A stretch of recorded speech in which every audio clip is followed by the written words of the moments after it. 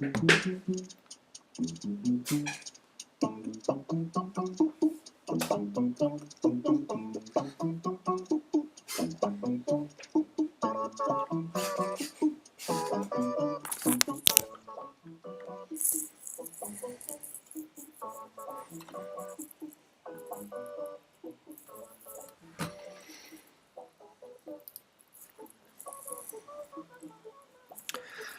guys, let's do some tactics.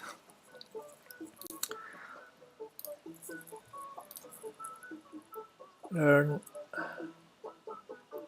puzzles.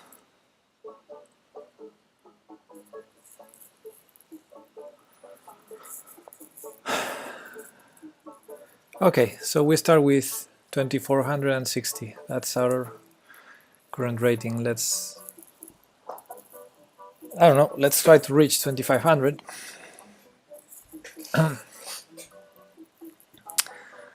Okay, what do we have here? Material is equal. This king is maybe checkmated. A lovely move would be not even that. I was thinking knight g4, but the bishop is controlling it. And of course this is the hardest move to do with a knight.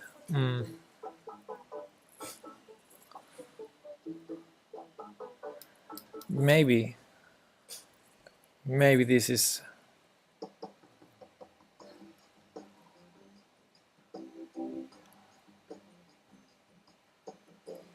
Yeah, so knight g3, knight h5 seems like a plan.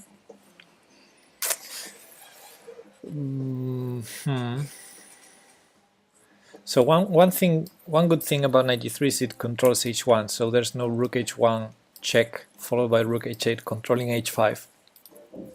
So this is definitely one big threat in the position.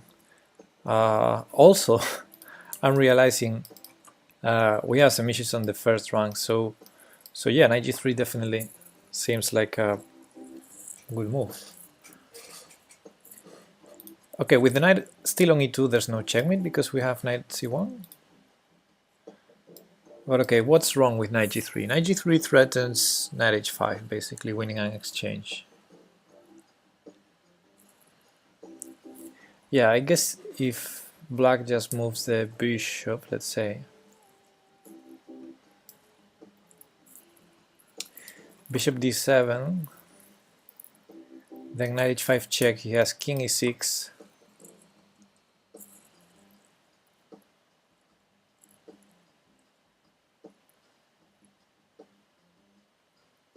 knight g7 check, king f6 doesn't lead anywhere, and f5 checking e5,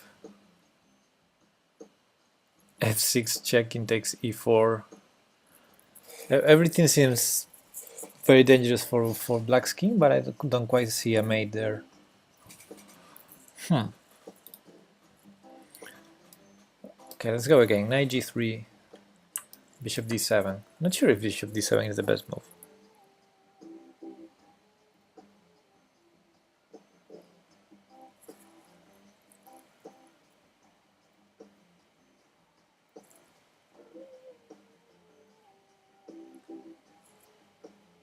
Oh, okay, now I'm seeing an idea for black to defend.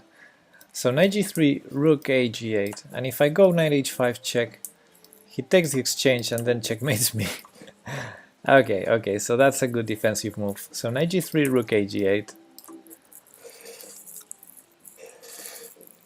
seems to save the day.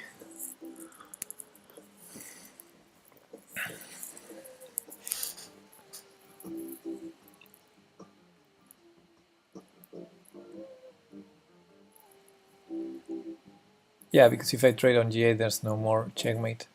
So okay, I'm trying to checkmate, and maybe that's not the way to go. But it feels like that should be it, going for the checkmate, because yeah, no hanging pieces for black. The only critical thing is this king that is kind of trapped.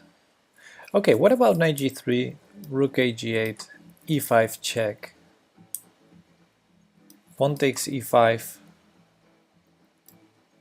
94 mate. 94 is mate, right? Huh.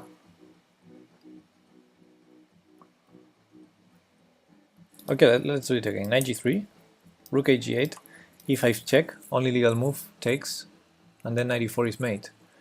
Okay, so knight g3, rook ag8 loses to e5 check.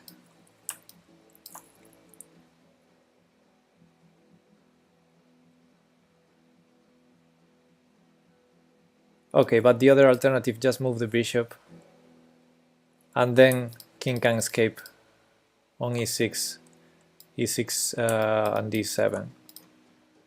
No matter if I go knight h5 or if I go e5 check, I don't win. I don't even win the exchange there. Huh.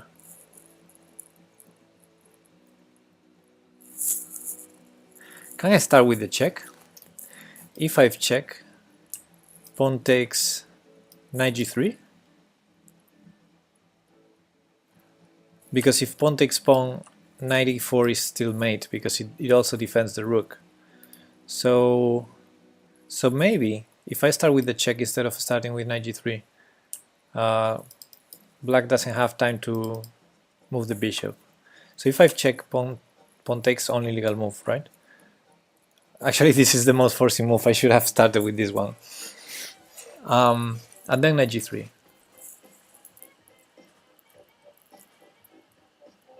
I guess the bishop moves. Let's say the bishop moves somewhere, let's say c4. But now with my pawn, with that pawn on e5 for takes, okay, knight e4 check, king e6, rook takes pawn, mate. Haha. Yeah, I think I have it. So e5 check, pawn takes pawn, only move, knight g3. Knight e4 is a checkmate threat. Well, he can try to stop it with bishop f5, then I grab a piece, so that's good. Yeah, if the bishop moves, knight e4 check, rook takes e5 mate. Yeah, and otherwise knight e4 is mate. Okay, I think I have it. Okay. Good. Oof. Good to start solving a not so easy one. Yeah, because first I thought knight g3 would be winning. But somehow after this the king escapes. And the king escapes here. It was very interesting to see this rook ag8 defense, because it definitely prevents this because of this checkmate.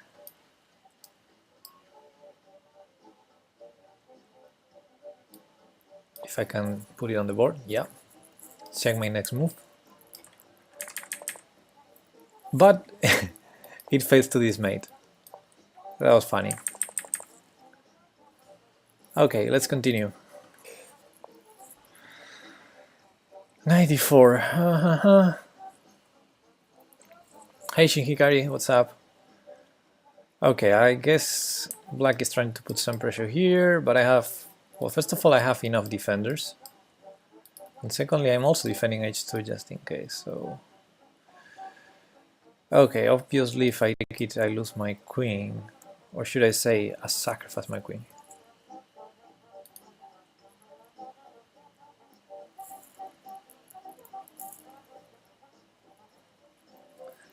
So if he takes, I can threaten the bishop. That's important, because if I want to do something like b4, okay, b4 maybe not, does not quite work, but moving this knight to attack that bishop. Let's say knight e4 to also protect. Well, b6 is protected, so let's say knight e4, which makes a little bit more of makes a good impression. So knight e4, threatening the bishop that is defending the knight. What's going on there? If knight takes knight, pawn takes, still two pieces hanging for black. Black can try bishop h3, I guess, and then I can take two pieces for a rook, which should be okay. So I'm not scared of bishop h3, I guess. So what else can black try after 94?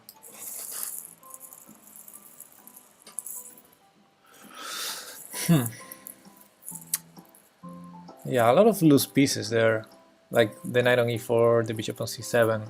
So I might be missing some threats.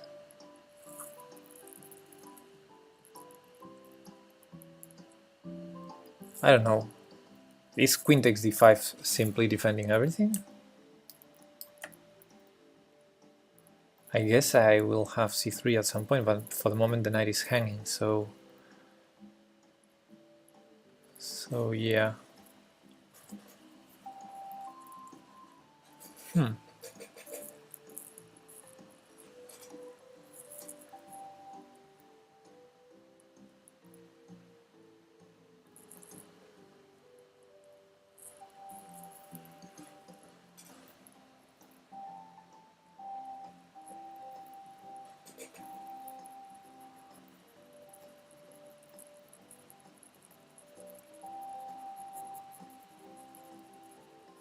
What am I saying? 94, queen takes d5, knight takes e5, queen takes e5, queen takes d4, and I'm hitting the bishop, so he can take on c7, and I'm hitting the queen that is undefended, so I'm a piece up there, right? 94, queen takes d5, knight takes e5, the knight is pinned on d4, so yeah, so there's no... maybe bishop f3. Okay, so 94,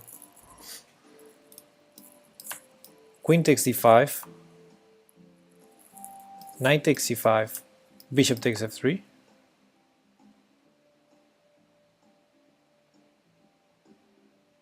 rook takes f3. Okay, that's not good for me. That's not good. b4 is easier. Yeah, but then my knight is hanging, isn't it? Okay, let's see. b4, bishop takes b4,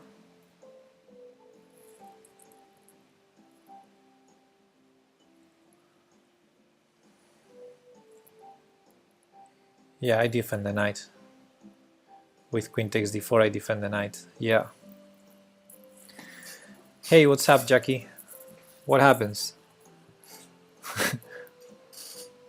What did I do? What did I do, Jackie?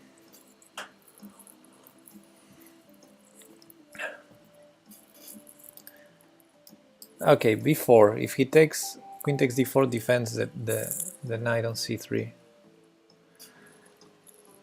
Hey, Ignorante. My hair is tied. It's all there still.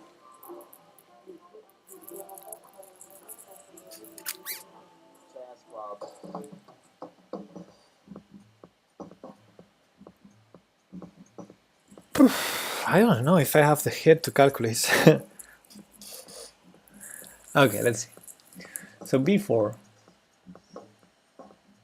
Candidate moves, bishop takes b4, bishop takes f3, or knight takes f3.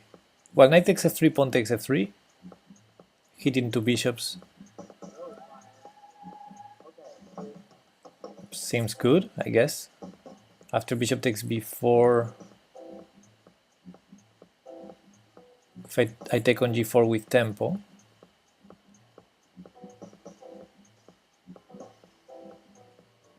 g4 with tempo, yeah. Okay.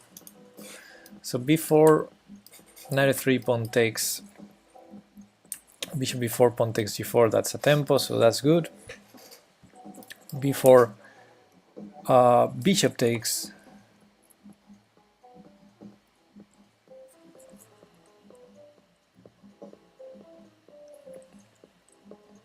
I guess I also take with the pawn. And then after bishop b4, queen takes knight, defends the knight on c3 again. Yeah, okay. It seems to work in every move order.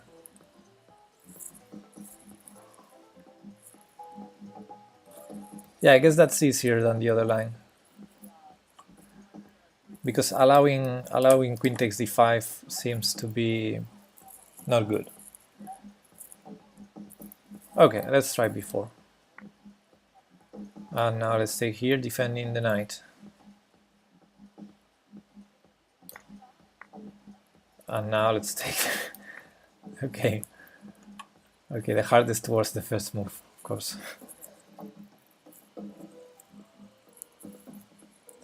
Okay, let's continue.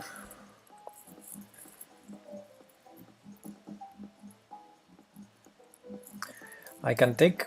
No, I cannot. I was thinking I could take piece and rook for the queen, but... Oh yeah, I can. Bishop d4 and then f4. But yeah, I guess there's no need to do that. What about going after that rook? See if it then defends this bishop. No, it's not a game, we're doing tactics. Okay, so f3, bishop d4 is not a threat because I have the rook protecting there. So f3, rook e2.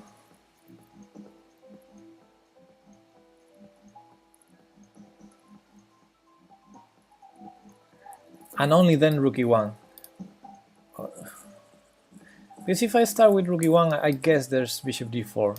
But f3, rook e2, rook e1? What about that?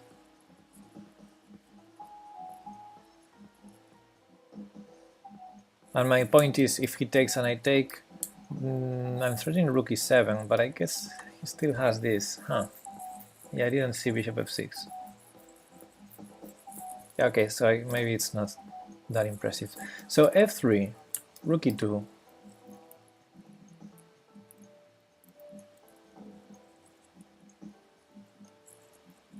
Rook d2 maybe, some sort of rook sack.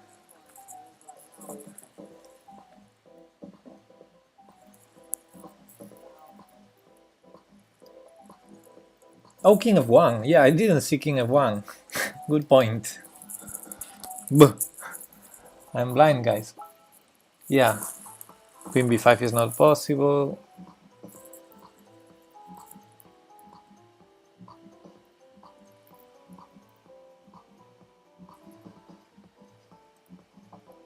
Yeah, king of 1 seems pretty strong.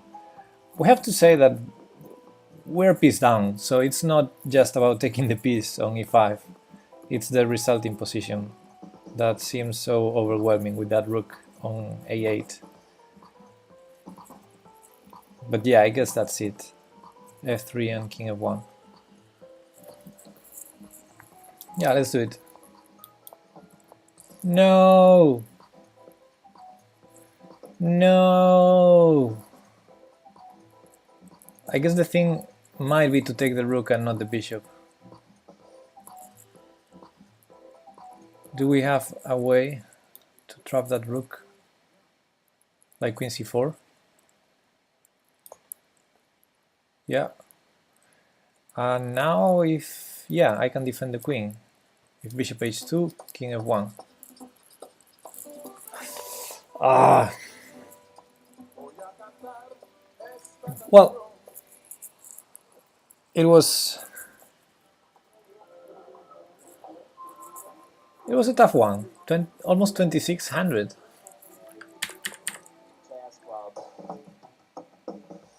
Ah. So what happens with king f1?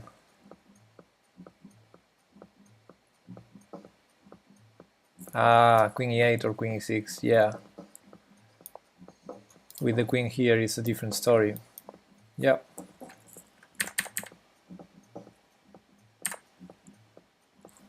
Yeah, queen c4 is not so difficult. This rook is out of squares. Okay, let's continue. Only 8 points.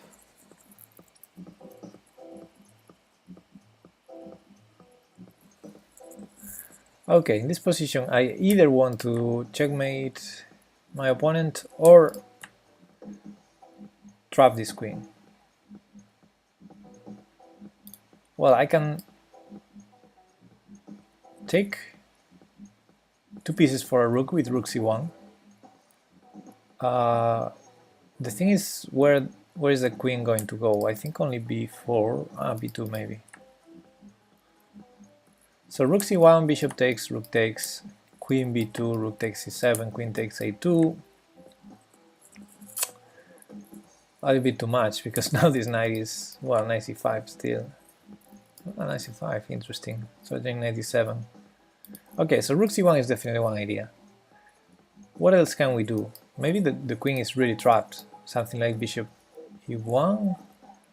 The queen still has this square.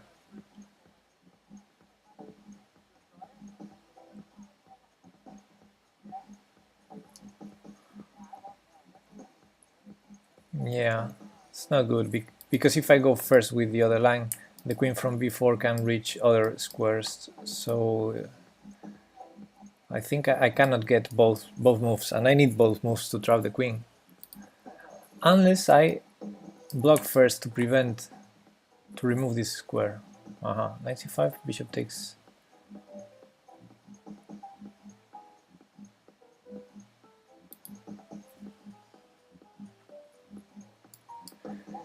Yeah, knight c5, bishop takes. Let's see that one. Bishop e1, queen a3, rook b3, queen a4. That queen is escaping, isn't it? So knight c5, bishop takes.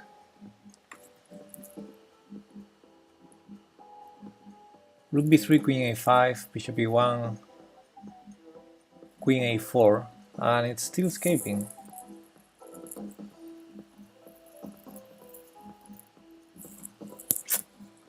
Shit. Okay, let's start with bishop e1. This is very forcing because I only see two squares. Queen c2. Yeah, I didn't see queen c2. My idea was if maybe queen c2 is bad actually, but if queen c6, I have knight a5, and that queen cannot defend the bishop on b7, right? Nor have any particular counterplay. Like queen a4, I take with the knight on b7. So if I go bishop e1, queen c6 is forbidden. If that's forbidden, then queen c2 is only move. And now it starts feeling like a trapped queen. So I'm starting to like this variation.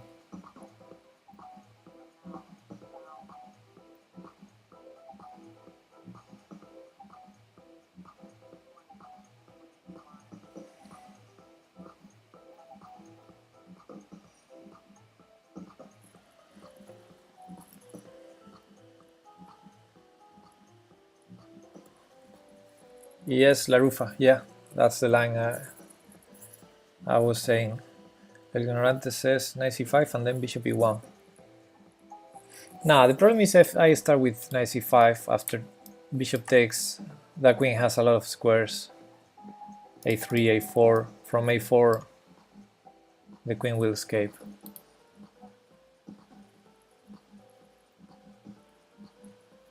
Yeah, RR, I said that line before. Then after bishop e1, there's queen a4 again. In that line, knight c5, bishop takes, rook b3, queen a5, bishop e1, queen a4, and the queen still escapes. We're hanging a1. Yeah, rook b3 hangs a1 also. Yeah. Yeah, that's true. That's even worse than having an escape square. Okay, let's try this. Bishop e1 seems the most forcing move because I only see queen c2 for black. So what the heck?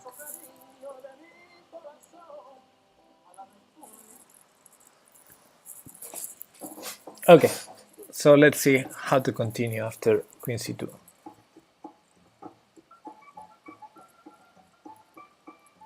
Knight a5 is definitely one idea.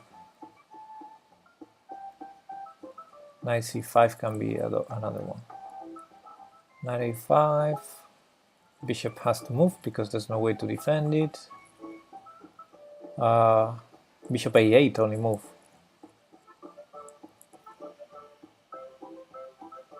Yeah, but what did I achieve? Hey Camel, what's up?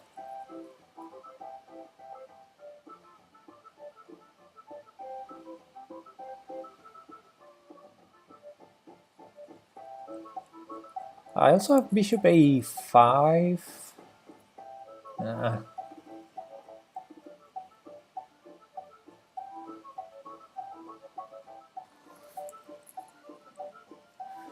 Rook c1 gets two pieces for rook. That was my first idea. The problem is after I take on c7, the queen takes on a2, and yeah, I might continue with knight c5, but I'm not sure how to assess that outcome. I'm trying to find something better. You know, after queen takes a2, I think knight c5 is only move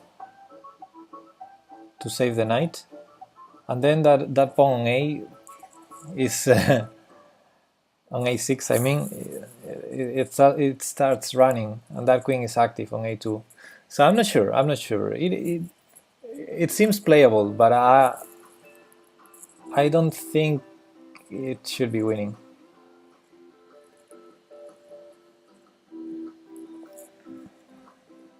What about starting with queen e2, threatening bishop e1? Ah, good point. So first we protect c2 square.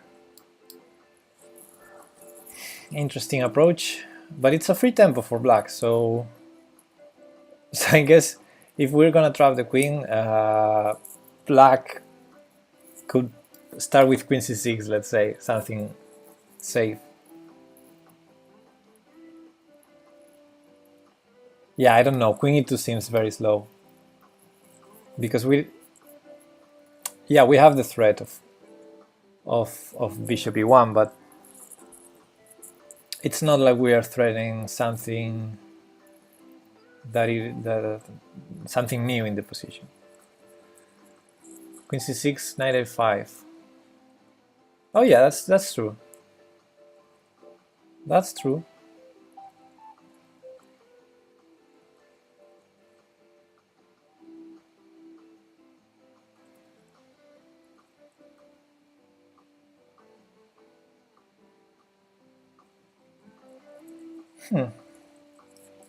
Okay, then let's say after queen e2, let's say knight b5.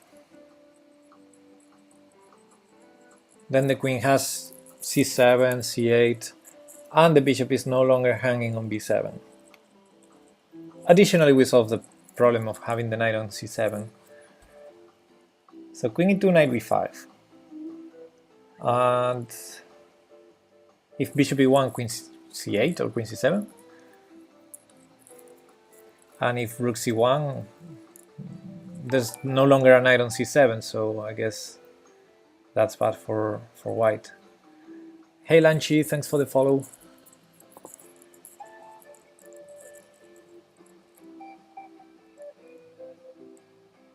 Yeah, I would say knight b5. And I think, yeah, I have the feeling queen e2 is very slow. I have the feeling we can find more moves than knight b5 to reply to queen e2.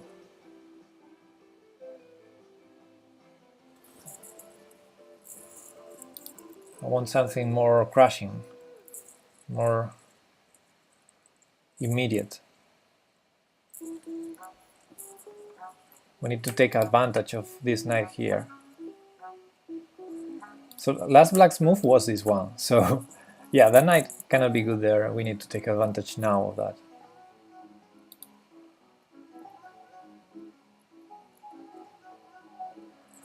Okay, so plan B is to go deep into this line and try to assess the outcome a little bit further.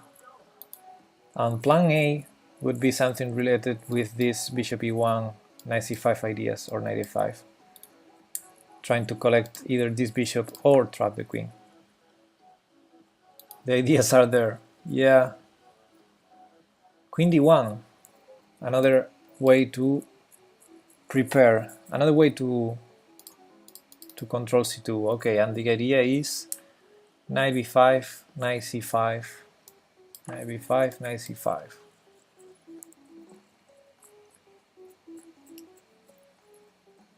And after bishop takes c5, bishop e1, queen a3, how do we win? Ah, queen takes c3, yeah. I was thinking queen e3, and if rook b3, queen a4. But yeah, queen takes e3 also, because we're undefending. We're moving these two pieces, we're undefending e3. But okay, it's a good point with queen e2 trying against knight b5, knight c5. But with the knight on b5, I guess black has additional options, like black is not forced to take on c5, right? What's wrong with rook c1? The only thing wrong with rook c1 is I think it's not winning, but it's a very decent move. That's my plan B. I'm trying to find something else because I feel rook c1 is not enough to win. But if I don't find anything else, I will go deeper into rook c1 and try to find additional ideas in that line. Rook c1 leads to an equal position from my point of view. Queen e2, queen c4.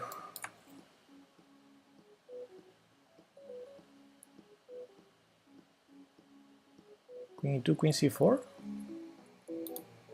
Yeah, I don't know. I don't believe queen e2. Let me try something different. Okay, let's go back over the most promising lines. Knight c5 first allows bishop takes c5, and after bishop e1, both queen a3 and queen c2 grant access to the a4 escaping square. So yeah, don't believe that.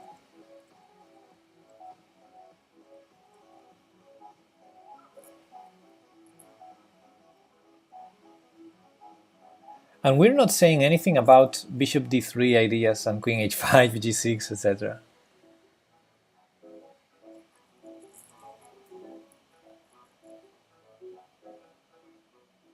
Okay, if we start with bishop e1, again, this is the most forcing move. Bishop e1 forces queen c2, that's the only move. The problem with queen c2 is the queen has a lot of escape moves now. Yeah.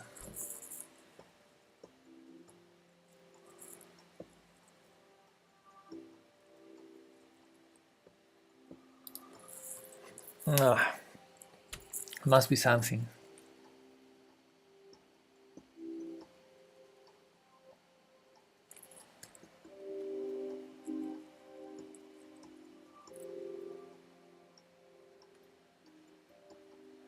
Yes, El Ignorante, yes. We saw all of that. But let me first try let me try to find something else. So I was thinking now, bishop e1, queen c2, knight a5, bishop a8 only move. So I'm trying to come with a forcing line. So bishop e1 forces queen c2, only move. Knight a5 then. Okay, there's two moves now, bishop a8 or knight b5.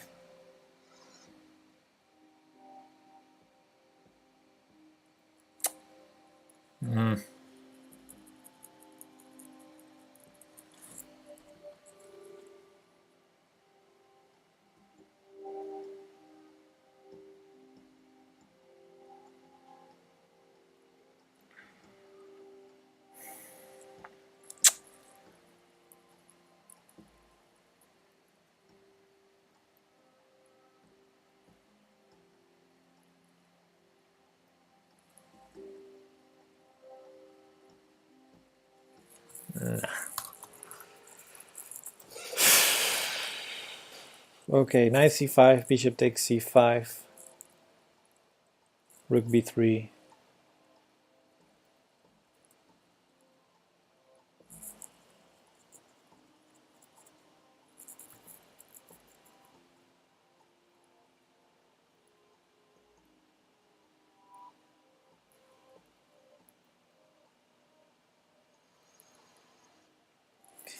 Yeah, I don't see anything, guys. Yeah, queen c2 immediately solves the problem of the queen. So I'm not gonna do this. If then the best I have is this rook c1 move, then I would start with rook c1 first. So bishop e1 queen c2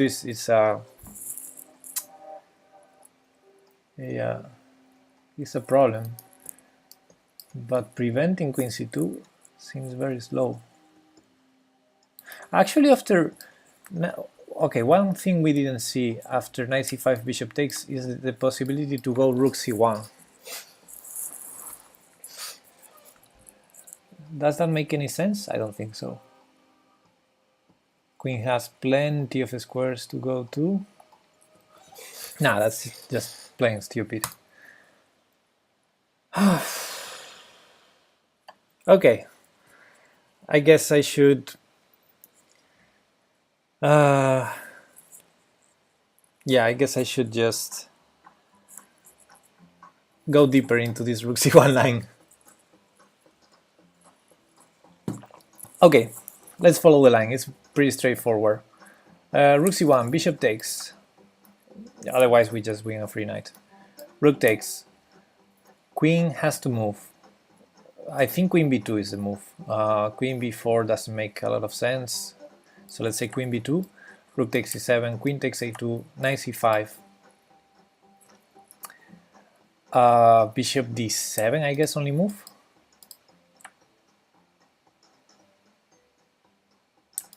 I mean, we're threatening the bishop and the fork. The queen is on a2. The queen cannot defend both. So bishop c8 only move. Disconnecting the rooks. Okay, that's good news, because we might have some tricks on f7. Sebastian, thanks. Thanks for the follow.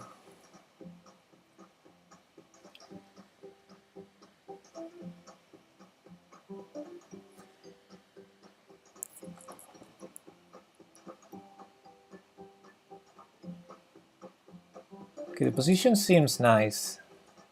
Seems really nice. But is it winning?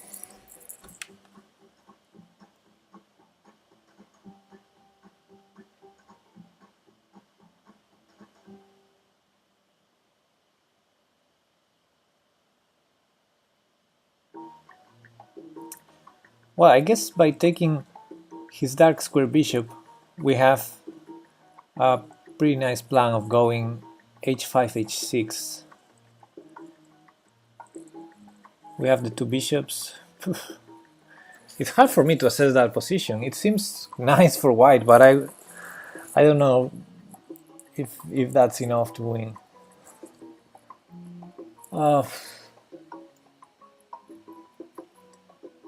The a6 pawn is defended. Unless we go for the line bishop takes a6, bishop takes a6, knight e7. But that's like giving the material back for a pawn. No, not even for a pawn. Nah.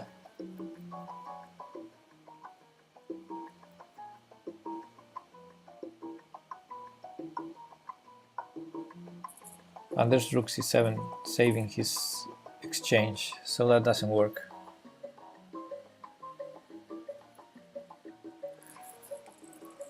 Okay, so let's go through the line again. Rook c1, bishop takes, rook takes, queen b2, rook takes c7, queen takes a2, knight c5, bishop c8. And if I take on a6 and he takes with the bishop knight d7, he has rook, any rook, basically. I thought he had any rook to c8, saving the exchange, but I have the beautiful knight f6 check, although he can just move king to h8 and there's no problem. Okay, so I think I cannot take on a6. And if I cannot take on a6, I don't know. I mean, I like the position, but not sure to call it winning. Shin Hikari is going back to the queen d1 line. Queen d1, knight b5. Bishop d1, I don't understand.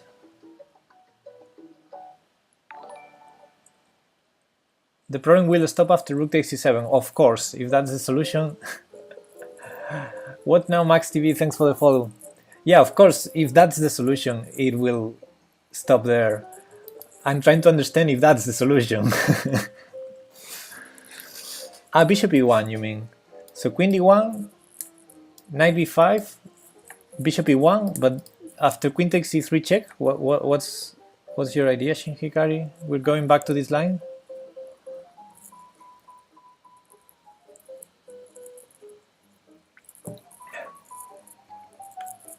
We're going back to undefending e3.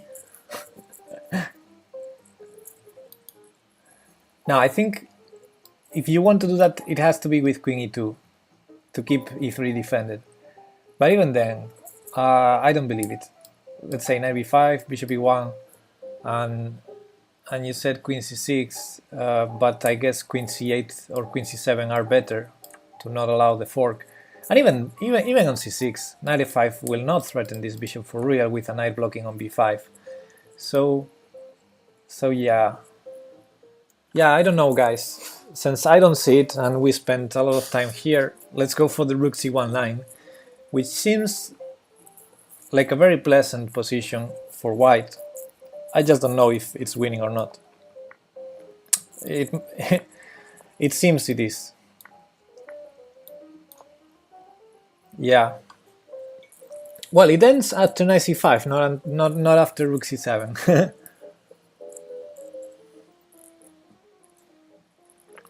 Yes, Camel, of course, and that was the first move that we saw, rook c1. But you know, to solve tactics, you need to calculate. and okay, so here I thought bishop c8 would be the only move. And the position is pleasant, but I'm not sure how to assess it. For example, we cannot take this pawn with this idea, I think, because rook c8 saves the exchange. And this is too crazy to work. And he can just move here and there's no problems. So if we cannot take that pawn, what do we do here? I mean, it feels great. Probably h5, h6, but yeah, I don't know. Position seems pleasant, but how to win? Yeah, exactly. There's definitely some ideas we're missing. Why would you take this pawn? Well, because if, you know, this position without this pawn, let's run the move. This position without this pawn for sure has to be winning for white. But with that pawn, I'm not sure. That's exactly the source of counterplay for black. This pass pawn here. That's what I'm scared of. For the rest of the board, of course, the position is awesome for white. That's why I wanted to take the pawn. Engine points out bishop d3 or king g2 as best moves. Okay, good to know. Yeah, bishop d3 is definitely would probably be my first option, and then follow up with king g2. Yeah, all of this is totally pleasant for white. It's typical position where you are crashing. You can, for example, a very simple plan can be queen h5, and after g6, queen back to f3, and then push h5. Yeah, everything is nice, and black is a little bit tight, but to assess this position as winning from afar, I would prefer to have some other more clear line than this. And I'm angry now. I'm really annoyed that this is only 3 points for us after all this work. Okay, let's continue.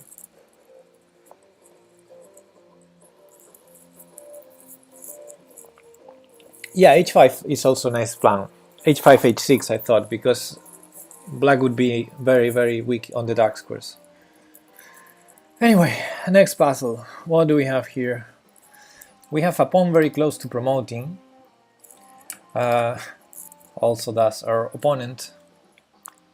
Yeah, h5, h6 is a more or less clear plan. Okay, d7 is a forcing move. D3, d2, I'm not entirely scared, I think. So I don't need to take it immediately with the queen. Okay, where does d7 lead?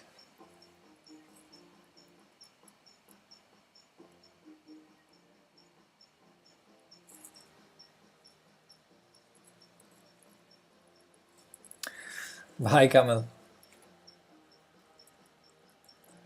What is promote taking queen from pawn? Hey, what?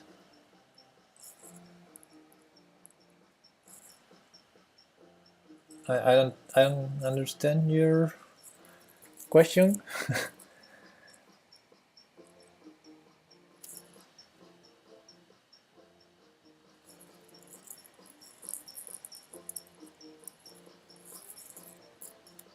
Sebastian.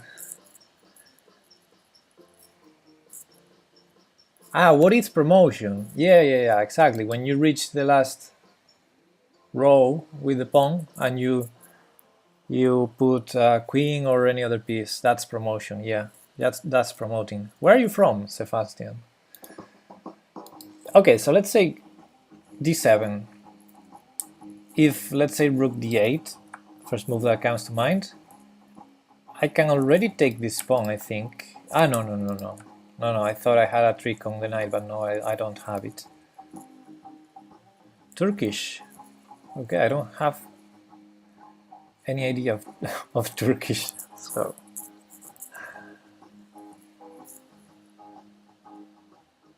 Rook takes c2 easy, says Nimsoso, but I thought after rook takes c2, rook takes d7 I had a trick, but I don't see it now.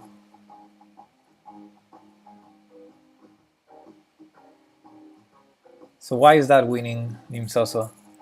What am I missing?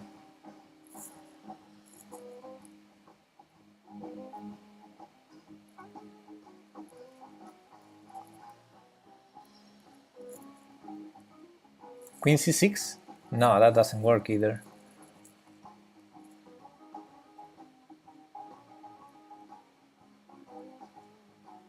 Yeah, I'm not sure of that line, Nimsoso.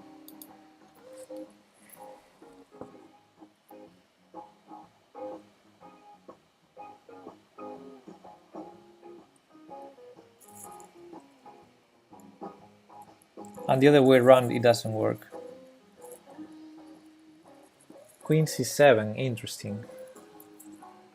Queen c7 is interesting. So d7, rook d8, someone is saying queen takes d4. Okay, I wouldn't rely on queen takes d4 as a winning move in mostly any variant. But queen c7 definitely captures my attention. The problem is after d3, what is our threat? What is our threat? Okay, let's do the other way around. I know it's crazy, but rook takes c2, rook takes c2, d7. I'm threatening to take the knight, but maybe I just get killed there, right? Also, I'm not using the bishop in any line. Should probably use it.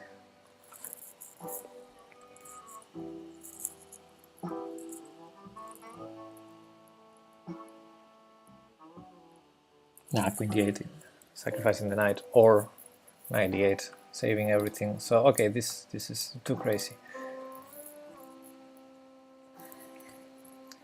Queen a1, yeah, good point.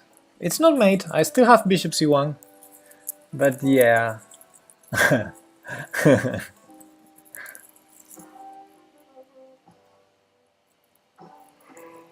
Okay, let's try to use the bishop. d7, rook d8. I mean, maybe black has more moves, not just rook d8. Like for example, rook e6 is a move. Rook f8 or rook b8. Rook b8, no. Rook f8.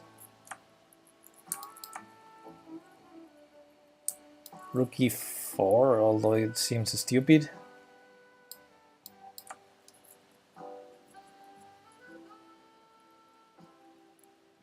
d7, and depending on black's move, the tactics start. Yeah. Bishop c1. Nice.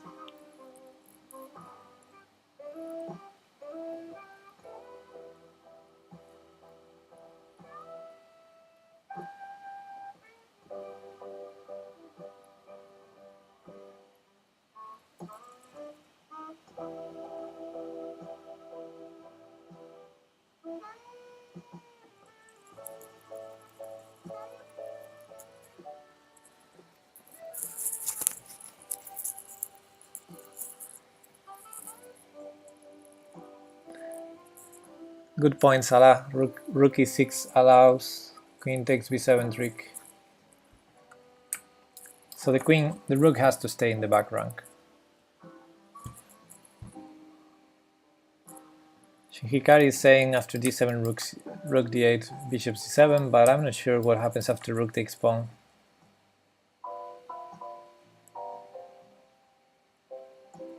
Rook takes e2, d3, queen takes b7, queen a1 check, followed by taking a rook. No, that... Yeah, no. Oopsie. I don't get it though. d7, rook d8, and queen takes d4, followed by rook takes e2. What is wrong with that? Okay, let's have a look at that. d7, rook d8, queen takes d4.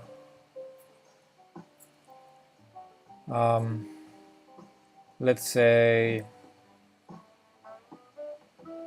to find a good move there.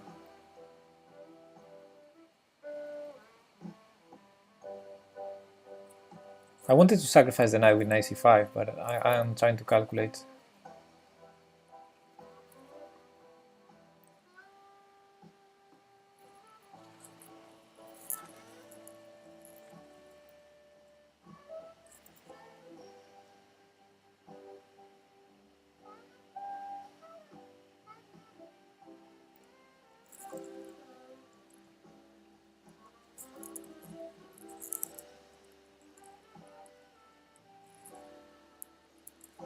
Shin Hikari, are you crazy with that line? d7, rook d8, bishop c7, rook takes d7, queen takes b7, and what happens after queen takes our queen? Exactly?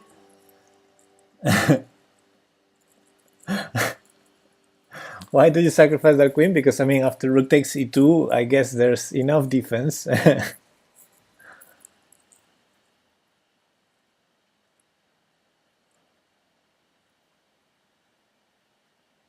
For Lich's tactics, he needs to set, yeah, he needs to go +2, yeah, at least +2.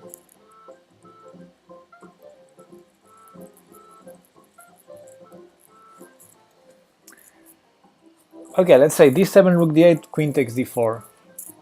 I don't believe it, but it's a good point. How does black continue?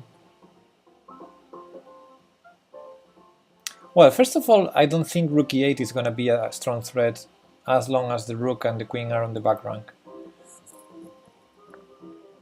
But yeah, the problem is that knight.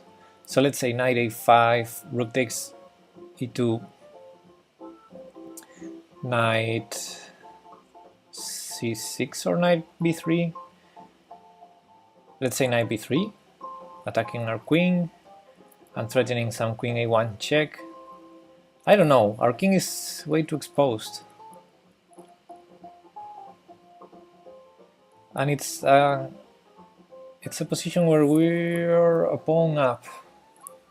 Yeah, I'm not sure. Bishop c7. Bishop c7 as a threat. Yeah, that's true.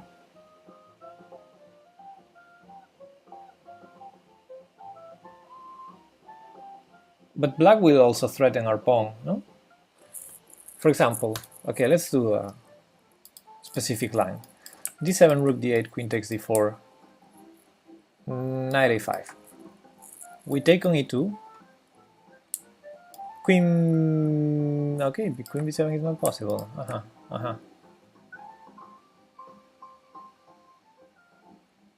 Queen c6, attacking our pawn and defending against rook e8. defending c7 also.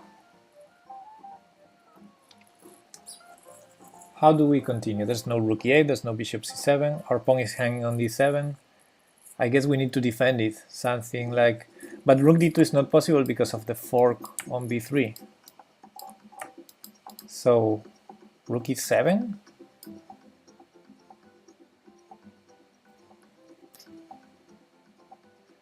I guess still knight b3 would be annoying. Yeah, I don't know. c7 is protected. Black has time. I think black stabilizes there, unless I'm missing something. And then just h6, whatever. Rook e2, rook e2, d7. Yeah, Sebastian, but I think that doesn't work. Rook e2, d7, queen a1, and we're killed. d7, rook d8, rook takes e2, rook takes d7, bishop c7. Black tied up. Okay, if you say so, is that kind of a subzone? Why so? What happens with, let's say,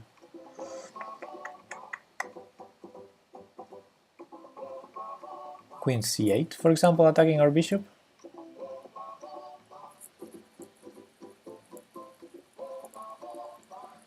Found my Ashanadi saying queen c6.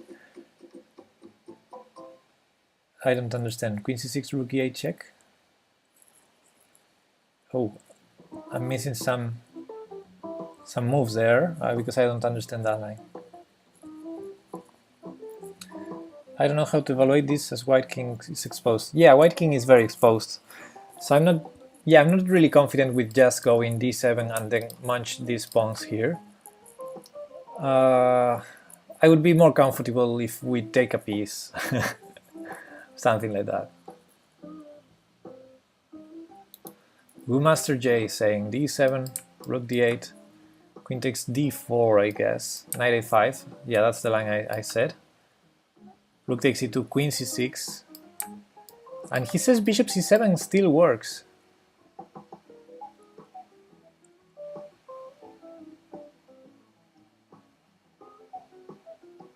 Whoa, that might be true. That might be true.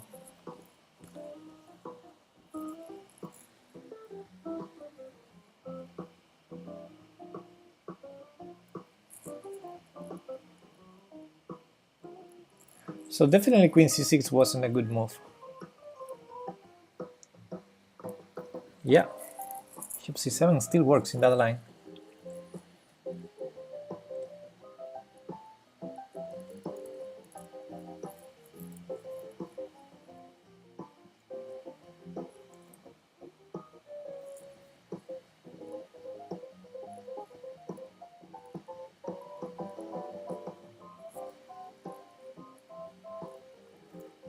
Now in that line, Salah, if we take on c7, we're checkmated.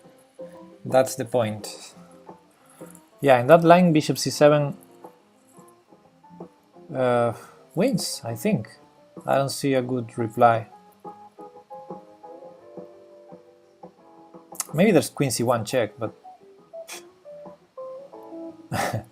hard to believe that it can lead anywhere. Yeah, after queen c1 check, just king f2, I think we're out of checks. d7, rook d8, rook e2, rook d7, bishop c7.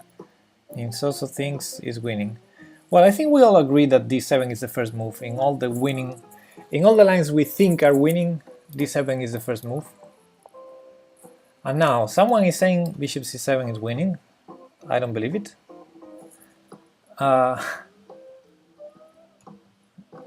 But maybe it is.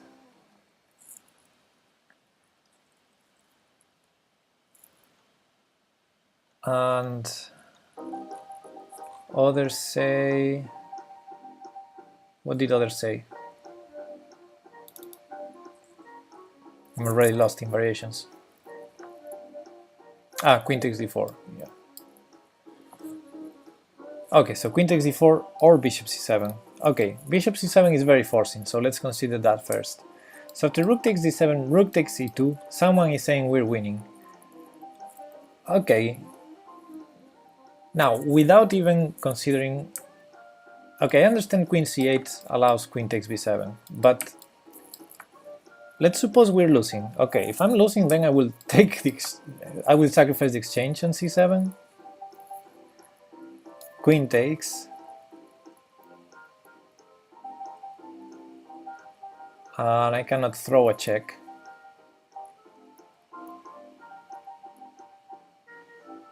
Yet, but I will play d3, I think.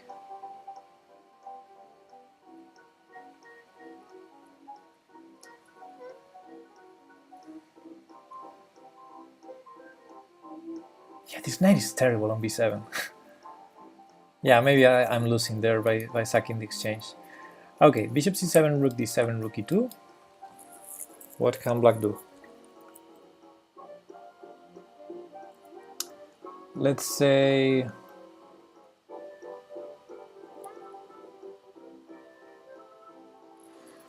I don't know. What's white's threat anyway? Let's say h6. Let's prevent any background issues. What's the follow-up for white?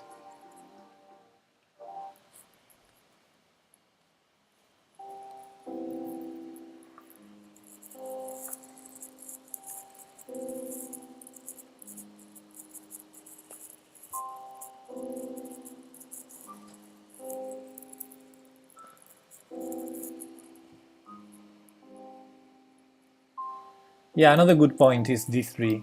Bishop c7, d3. Yeah, if we are going to sacrifice the exchange, that's a much better way to do it. Queen c6 wins an exchange. Okay, let's see that. Bishop c7, rook d7, rook e2, h6. Queen c6. How is that winning an exchange?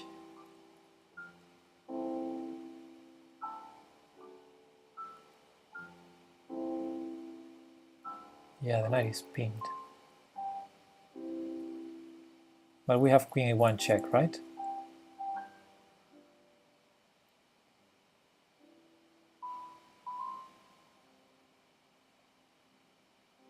Okay, queen a1 check, king f2 to protect the rook so that there's no queen d1.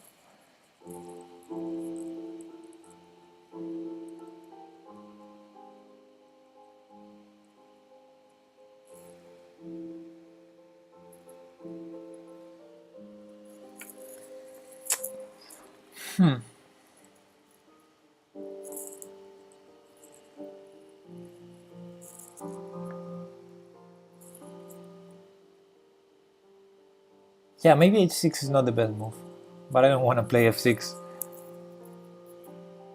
to have rook f7.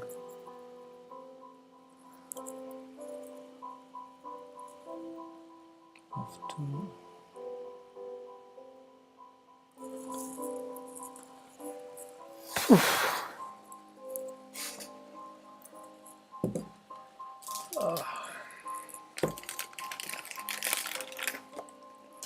Queen c8 defends everything. Oh yeah.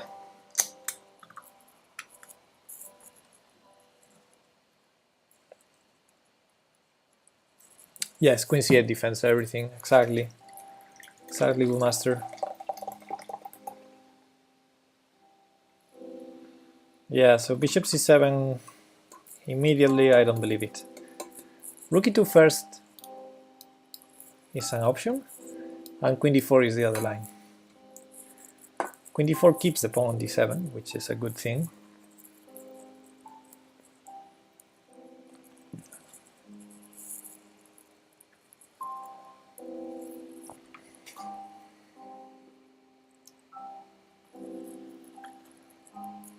What was wrong with queen takes d4? Nothing. It's one of the moves we're considering.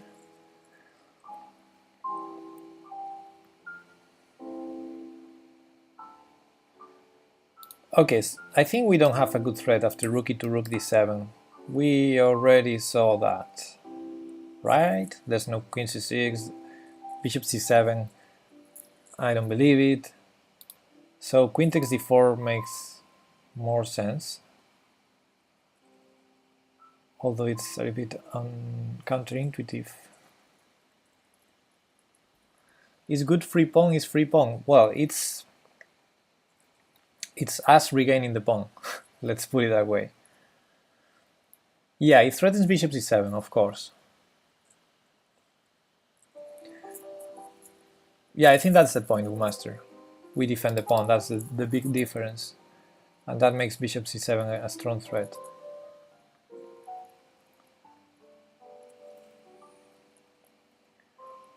So what does black do after queen takes d4?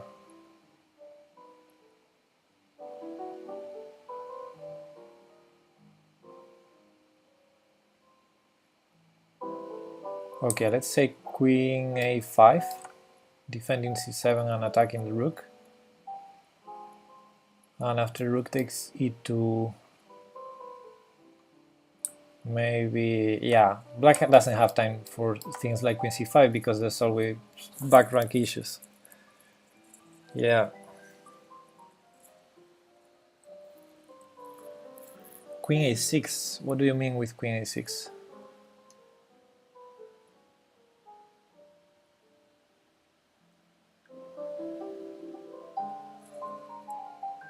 What do you mean with queen a6?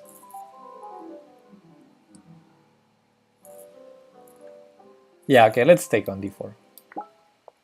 Don't see any reason not to. Ah, I thought about this move. If you remember, I said this. I wanted to sacrifice the knight on c5. It seemed to defend e2. I don't know which line are you talking about in Celso. I mean, if you're talking here queen a6, allowing bishop c7, I don't believe it. Anyway, let's go back to the real position. Okay, the point with this sacrifice, I know there was a point because I saw it, but now I can't remember what was the point, so I guess I'm gonna just take it. Yeah, I want something like queen f3 or some stuff like that, but I don't think it works. Let's take it. Not weird, actually I thought about that move. It makes, I don't know, it makes sense because the alternative is terrible. It prevents bishop c7, yeah, exactly. But of course it's a knight sacrifice. But the thing is, now we don't have to worry anymore about the knight, and we have one extra tempo here, although it's probably not enough to defend. Yeah, I don't even know how to continue. I guess we need to attack this guy to prevent bishop c7. Something like this. Ah, no, we just take it. We just take it. Yeah, that's much easier. And at least now we have some counterplay. I think that's the idea. But we need to do this. I don't know. White is winning, of course, but at least it gets messy. Okay, let's continue. Knight c5. I want to take the knight.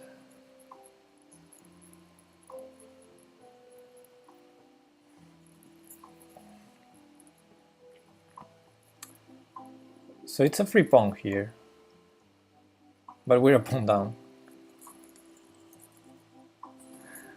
Okay, so if I take with the knight and then with the bishop, this rook is a little bit silly, because if rook e8 I at least have bishop b5, and then bishop c6 is possible.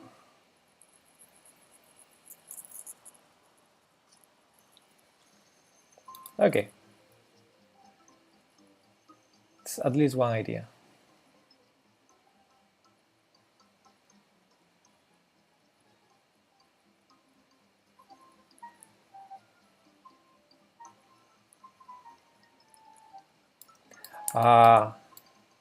Rook e8, rook b1. No, that hands the bishop. No. No, I guess we take with this so that we attack the bishop and the fork on d7. That's the most forcing, has to do something.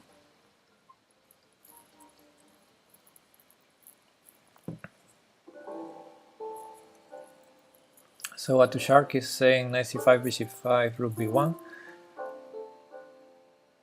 Ah, instead of recapturing on c5. Ah, interesting. Yeah. So knight takes, pawn takes, rook b1.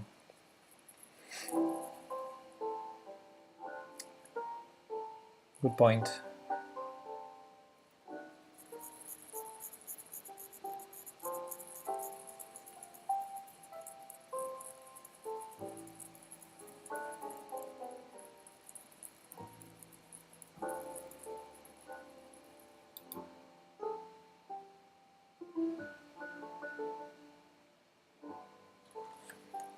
Can black do nothing?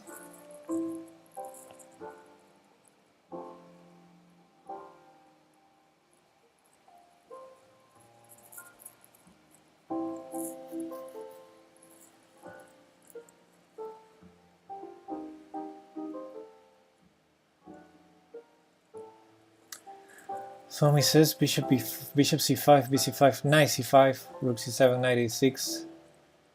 That's also a cute line. Yeah, I thought at some point black might throw an a4 move, but I'm not sure if that refutes any of those lines. And rook c5, bc5, rook b1, rook c7, bishop f4. And why rook and not knight? Shin Hikari. So knight, pawn takes, rook b1.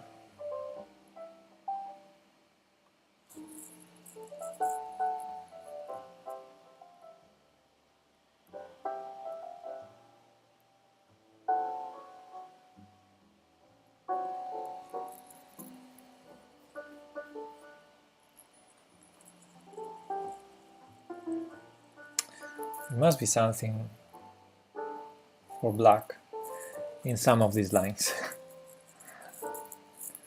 Okay, knight c5. bc is only move, right? I mean, there's, if a4, we take back with the knight. So let's say bc, rook b1. I don't want to play rook c7, but I guess I have to.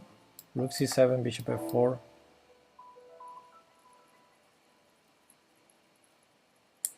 c4.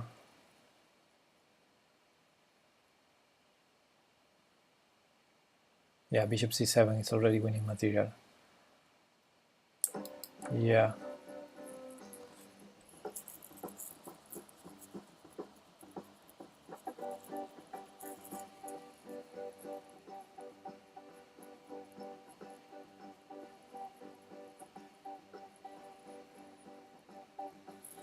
Yeah, okay, knight takes seems pretty strong.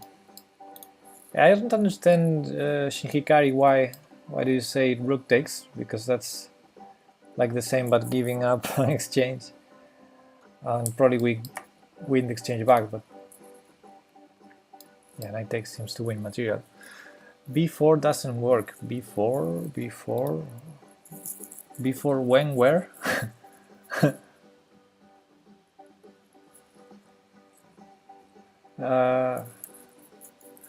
Before is this square, man. c4.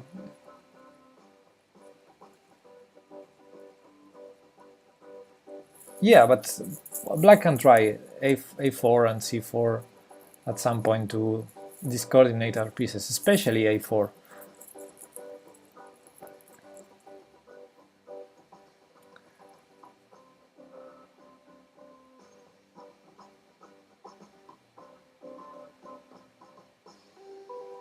The thing is, it doesn't have time, because it would be cute to do it before we have the threat on b7.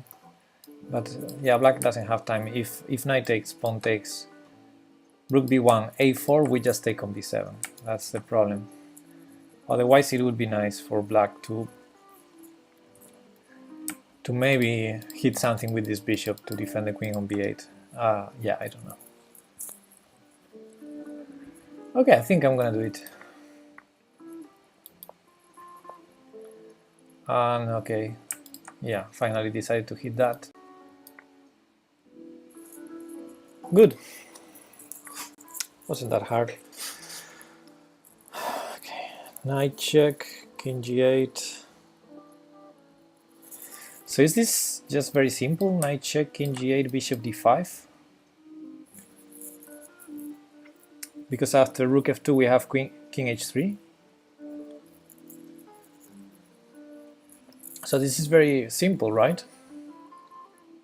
Am I missing something? I don't think I'm missing anything. But I am. Yeah, good point, Nimso. So queen takes d5 is check. No!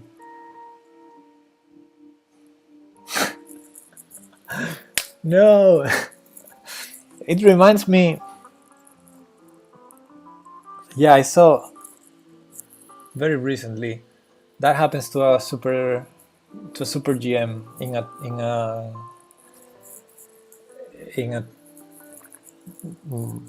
endgame in time travel. I think it was Caravan last year. So he had this kind of winning move and winning attempt as well, but he didn't realize it was check. And why did you play this so fast? Because it was so obvious. Yeah, it was so obvious. Yeah, my bad. I didn't see it. Yeah. That was so stupid. Sorry. Let's continue.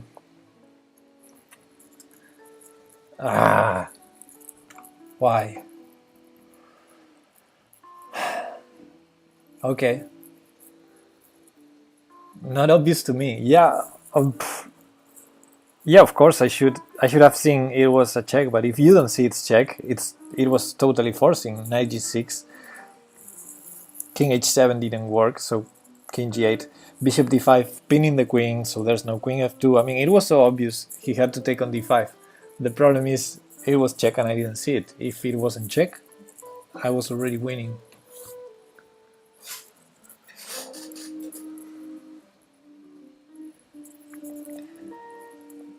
It's like when yesterday they asked Carlsen about the moment in the confessional booth, and he said, "Yeah, I thought I was winning."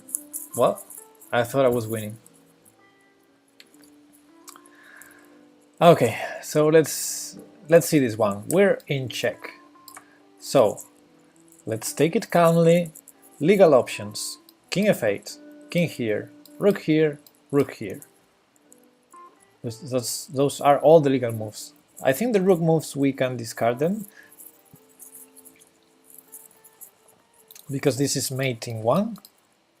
I just don't even care about my queen that I'm losing. Rook f7 is mating 1, and rook here is mating in 1 also. Cute. So, okay. So, king h8 or king f8? Intuition tells to play king f8. Thus, I think the solution is probably king h8. You know, we have our own threat, and this is defended. And on f8 we might be maybe more exposed. For example, king f8, g3, what do we do? Rook e1 check anyway. Yeah, good point. So g3 is not a move.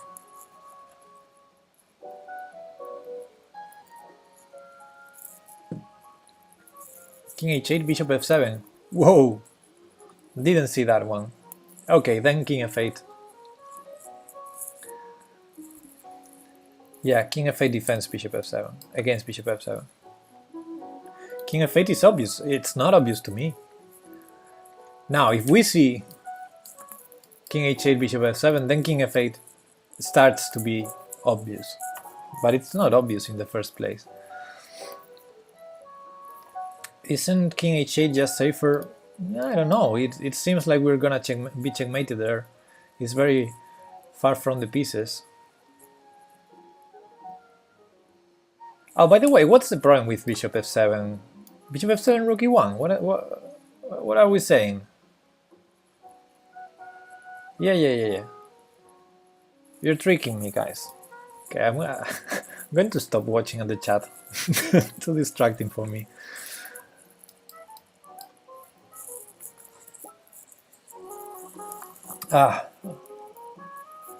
Okay, still the two options are on the board.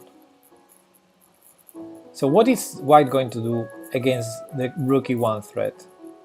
Rook e1 check is a strong threat. And white will probably either move the queen or the rook back, because the rook is also hanging on f2. So for example, let's try to move the queen. We better have a strong threat, because there's no queen move that defends the rook. No, moving the queen is just stupid. So rook f1, then only move. We still have rook e1.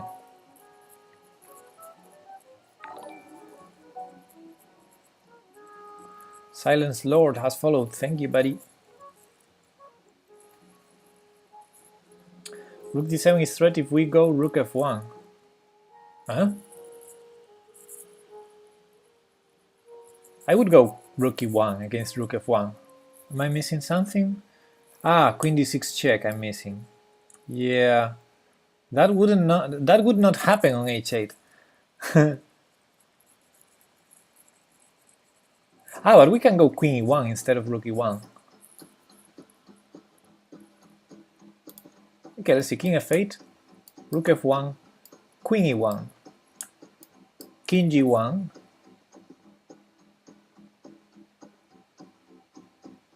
that's why I like rook e1 instead, because we're hitting the queen.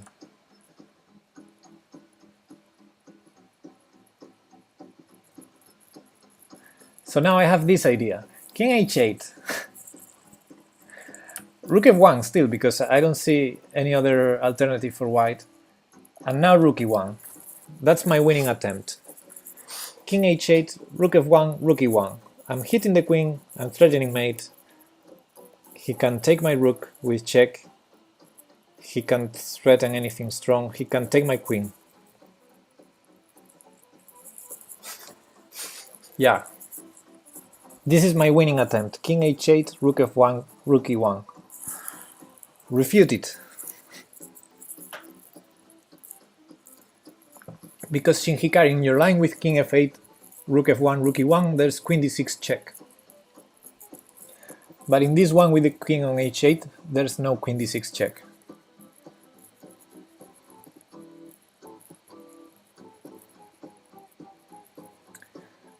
Cool, I think g3 is not a good move because of rook e1 check. And black wins the queen on d8.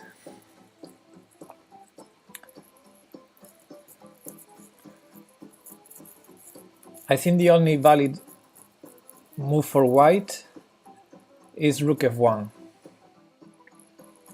Looks like 50% chance. Rook f7, yeah. It would be nice if I, in an over-the-board game, I touch the rook. If I touch the rook, I'm mated next move. Both rook moves are mating one for white. Okay, so king h8. Let's see it again. Only move for white against the threat rook e1, check, winning the queen, and queen takes f2, and mate on e1, etc., is rook f1, I think. I mean, of course, there's queen takes rook and things like the engine will do, but yeah, rook f1, rook e1. Bam. Now I think I'm right, so I'm gonna do it.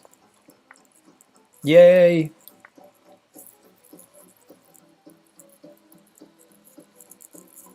Yeah, exactly. I was right when I said king f8 looked so obvious that the solution is king h8. But yeah, that's why you need to calculate to solve the positions. Because this seemed nice, but here after rook f1, what do we do? If queen here, king g1 I think, saves the day. If rook here, threatening mate, and the queen and everything, queen d6 check. And because of this, we need to put something on e7. We better put the rook, I think. Well, it doesn't matter, because after this, white takes, and we have to take back with the rook, and rook takes f4 next, and we're gonna enter an endgame a pawn down. No, we're lost.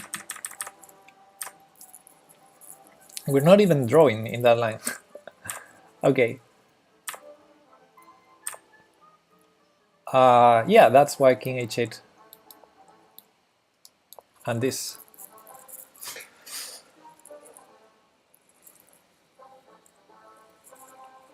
Well, good strategy, John John.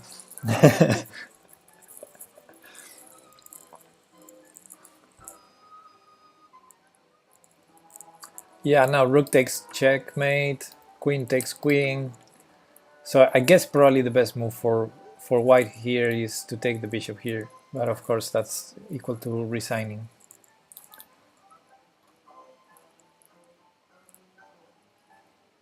Yeah, okay, let's continue.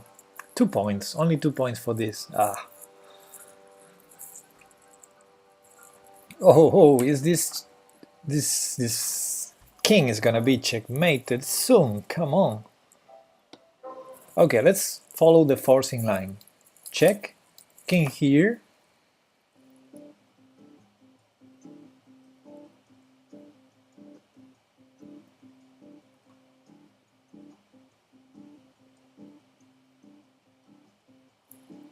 Yeah, I wanted to check here, but I'm not sure. Check there. Check. Nah.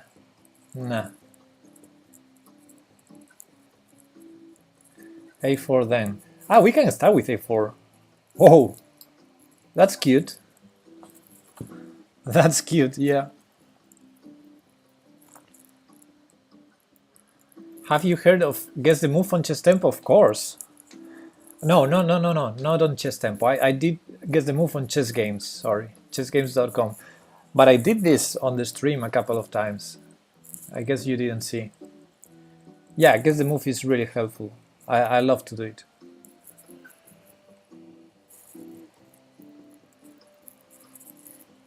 Okay, if we start with this one, threatening mate, there's a couple of options for black. First, of course, prevent queen c3.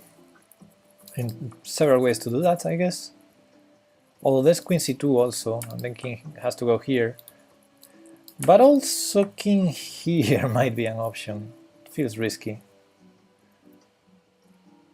But it's an option.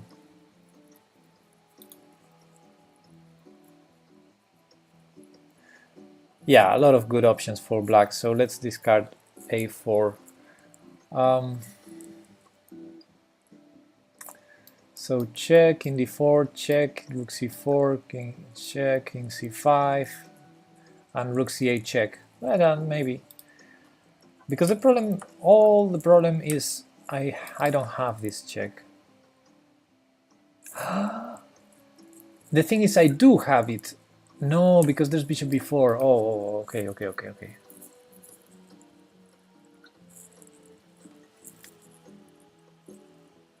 Oh, that's what Pico said. Yeah. Yeah, bishop b4 is a problem in that line. We can take this. Or go rook a8 or something like that. Like queen check, king here, rook a8. There's no queen b4 because of rook b8. Rook b8, rook b6.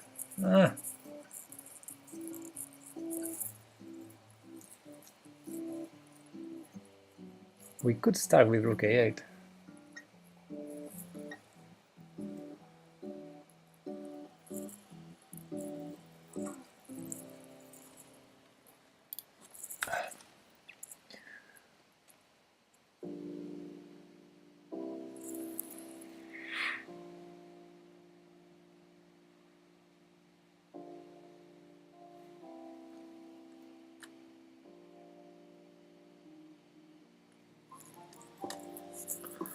If you do, rook will eat your queen.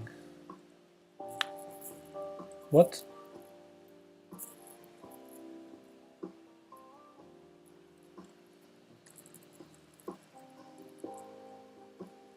Rook a8 does threaten queen c3 and queen takes a5 mate. No, it's not mate. King goes back to c3, to c4.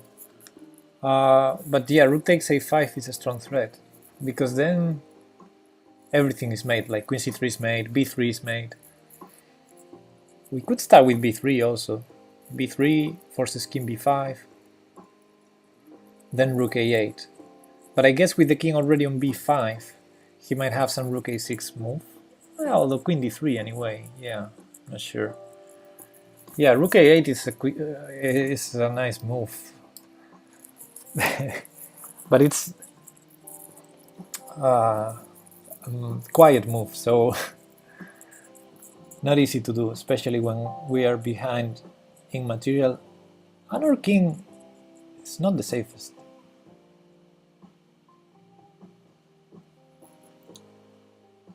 Rook a8, and if rook a6, queen c3, king b5,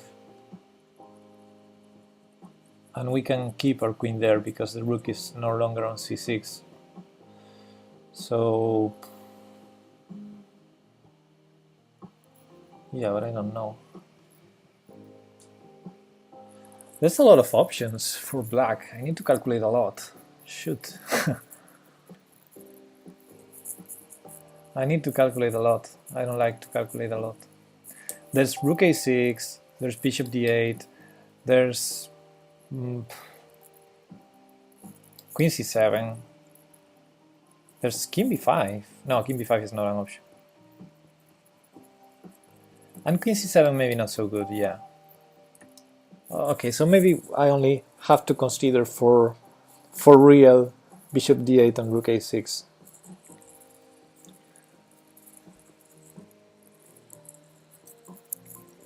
Rook a6 loses the rook. Yes, it does. And I guess we can win that and exchange up because the king is still in bad shape. Yeah. Okay, so rook a8. Is bishop d8 the only move?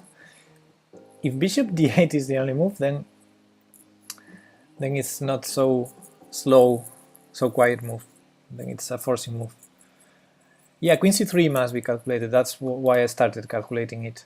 But I don't see a follow-up. After king b5, I don't see anything good. Queen b3, king c5. I'm not sure if he goes to c5. I thought queen b4 was possible. Because rook b8, I have rook b6. So yeah, both queen b4 or king c5, I think. Okay, let's start then with this and bishop d8, and let's try to find out if we can something better. So rook a8, bishop d8, queen c3 check, king b5.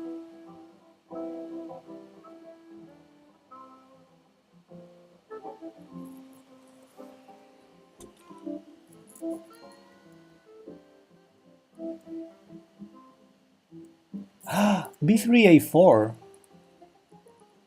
Oh man, when I started with b3, yeah, this line has to be calculated, come on. I didn't see the follow-up a4, which is so obvious. So b3 check, two moves. But the thing is, whenever he goes to b5, I have a4 check. That's a really annoying check. Because with the rook here and the bishop here, king b6 would lead to mate. Okay, so I think I have the idea. Rook a8, bishop d8, b3 check. Now, king b5, I think everything transposes to the mate line. But let's start with king b5, a4, king c5, queen c3 check, forcing king b6, and then it's mate in 2. And if after b3, okay, rook a8, bishop here, b3 check, king c5, queen c3, again transposing, because King b6 allows the mate again. Okay, so I think rook a8, bishop d8, we're mating with b3. Wow, rook a8 so strong. So strong. Queen b4 suggests Kluku. Too many arrows, sorry.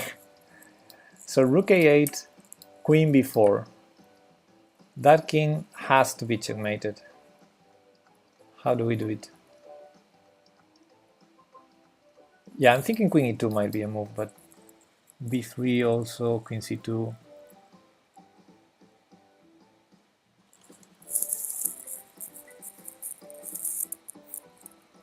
Yeah, the thing with queen c2 is I'm not sure what happens after king d4.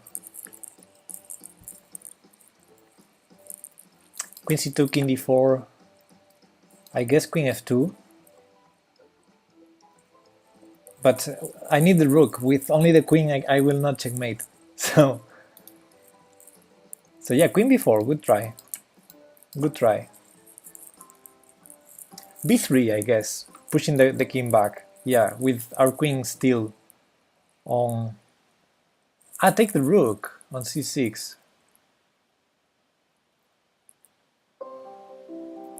Take the rook on c6. And there's no perpet because the queen is on b4 on a dark square. And we go fast to h3. Okay. Yeah.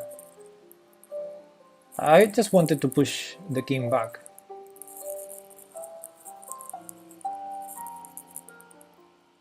But yeah, taking the rook is okay. So if king c5,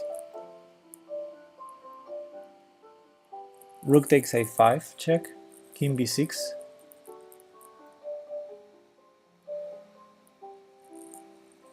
Still not clear. So yeah, I guess we just take the rook.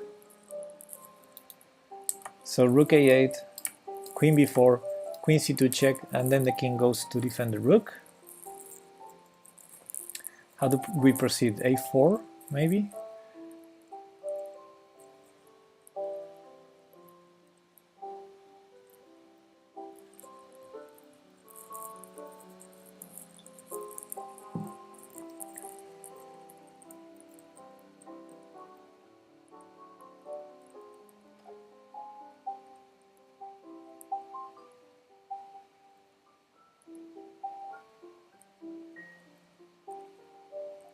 Yeah, with the rook still on c6, we go a4, I think.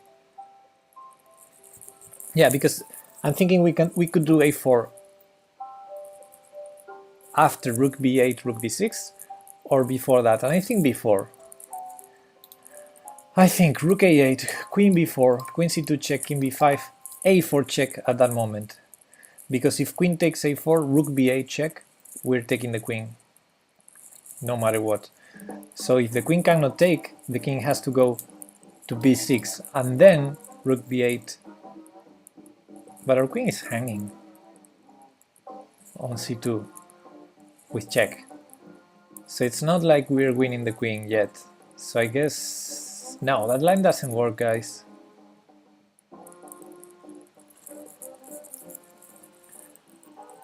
Yeah, that line doesn't work. Maybe I need to do a4 after rook b8. Okay, let's go again. Rook a8, queen b4, queen c2, king b5, rook b8 check, rook b6 only... I'm not sure if that's the only move now. Ah, yeah, because the rook is hanging otherwise. Yeah. Okay. Rook b6, a4 check, king a6, queen c8. Queen c8 wins. Queen c8, rook b7.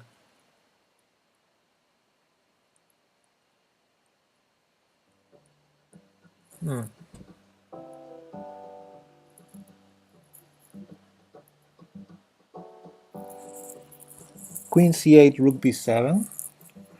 At least we have queen takes e6 check, but what happens with rook a8 check, king b6, queen takes e6 check, king c7 leads to rook c8 mate, and king c5 has to be mate also.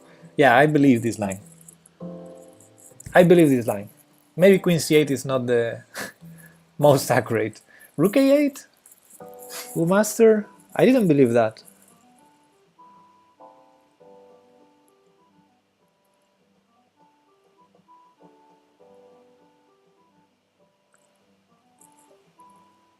I thought we were repeating there. Ah, but we have a4 played. So, yeah, after rook b8, yeah, rook a8, he has to go king b7 and queen c8 is mate. Yeah, of course, much easier. I forgot about the pawn a4. Yeah, you're right. Okay, so let's go. Let's start with... What a crashing move, rook a8. Oh, we go into this line. Okay. Okay, I guess we take the rook. Yay!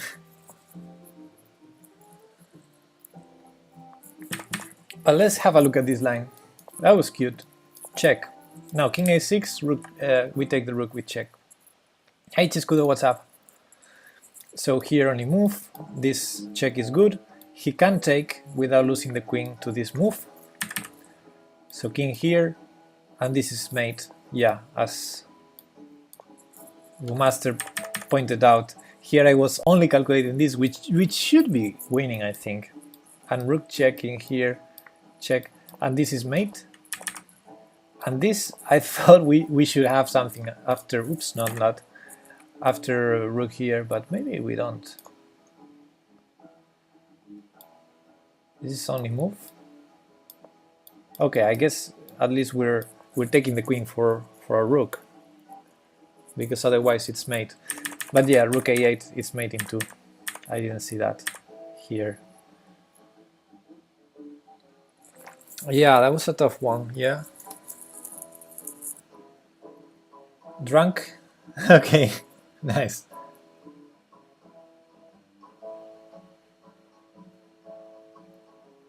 Oh, bishop d6 against queen takes c6. Okay, whatever, that line didn't make any sense. That was because there's mating 2 here. Oh, what won? 15 points.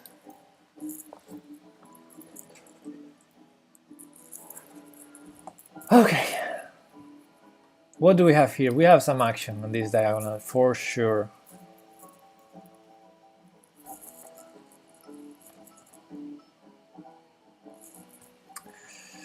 Our queen is sort of hanging, and it's hanging with check, which is annoying, because otherwise we might still have some tricks.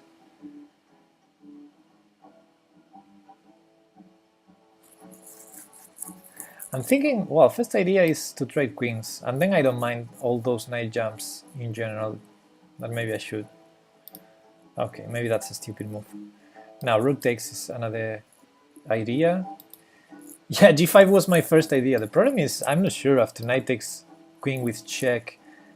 I'm not sure. I think that's an issue. Yeah, but I would love to play g5, so maybe I just need to prepare it somehow.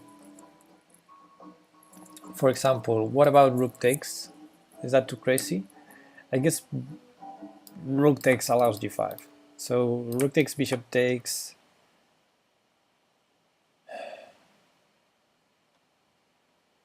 And h6, something like that.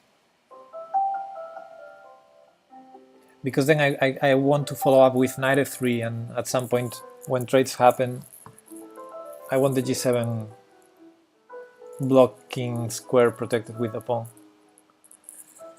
But yeah, it seems a little bit slow.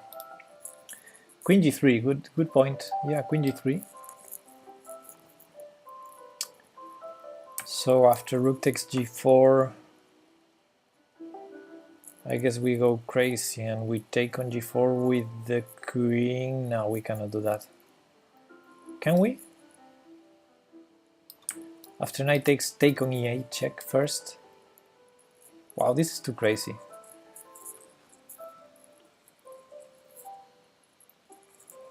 I think the solution probably has to do with some idea like that, like we need to find the move order to maybe sacrifice the queen, maybe something, sacrifice something and get a position where we have a bishop takes f6 check that is killing. But this seemed a little bit suspicious. I don't know. Rook takes g4, queen takes g4, knight takes, rook takes e8 check. Probably queen takes is not the only move, but let's say queen takes.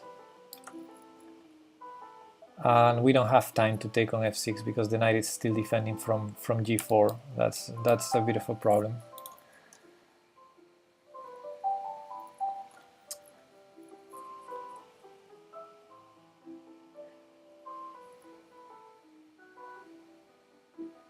Okay, so going back to the rook takes e5 line, Shin Hikari is saying one line, bishop takes e5, bishop takes e5, rook takes e5, queen d4, pinning that rook.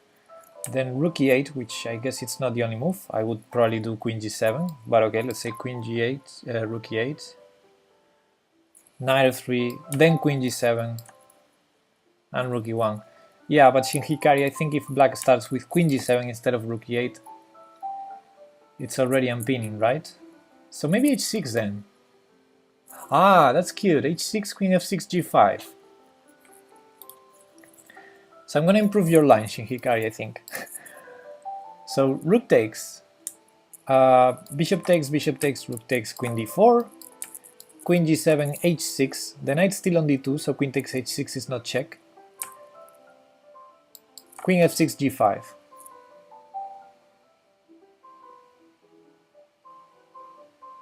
Then rook takes g5. Yeah, rook takes g5. Rook on g8 takes g5. I missed that. That's not working. Rook g5, queen g5, and my knight is pinned, and the knight on e5 is defended, so yeah, I didn't improve the line. Hey Violatic, can you consider queen f1? It attacks the bishop and might lead to something. Very, very valid point. Moving the queen out of the threat and attacking that piece. Definitely a move to consider. I like it. So queen f1, what can black do? The threat is queen takes f6, of course. Black has several options.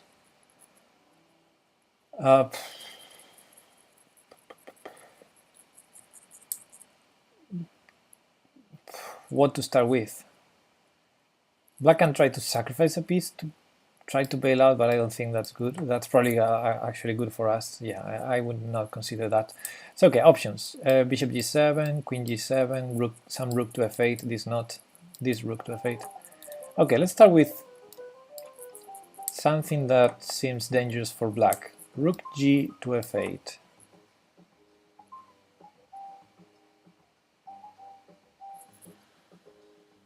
Violatic says black plays bishop g5.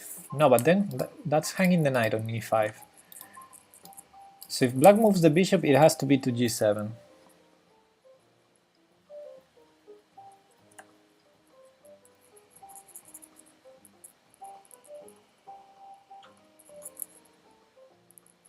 Yeah, g5 knight takes d3 is a little bit advantageous for black, a little bit. Okay, let's go. Queen f1. Let's start with rook gf8, for example. That seems dangerous for black. Let's try to see how.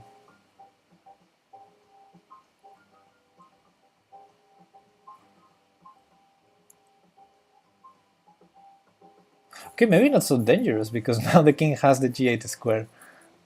Maybe I found the best defense. Nah, let's start with a different move. Okay, this would hang the knight on e5, so I don't believe it. Even though it's gaining a tempo against our queen. Yeah, maybe that's not so. Maybe it's not so bad. Master is saying queen g7, g5. Good point. But maybe that is even playable for black, right? Queen f1, queen g7, g5, bishop takes g5. And what do we do? Rook takes e5?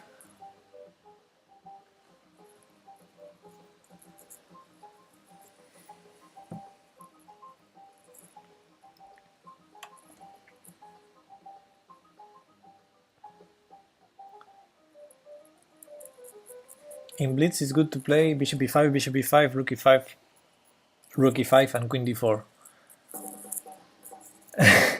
In Bullet, I would say, especially if you have 5 seconds left. But otherwise, I would spend time to try to find the win. Bishop g5, then queen f5 wins. Queen f1, queen g7, g5, bishop g5, queen f5. Yeah, the bishop is pinned, so there's no bishop f6. Good point. Bishop d2, king d2, queen h6 check. I'm trying my best. And the knight is finally hanging on e5, right? Yeah. Yeah, it seems to win queen f5.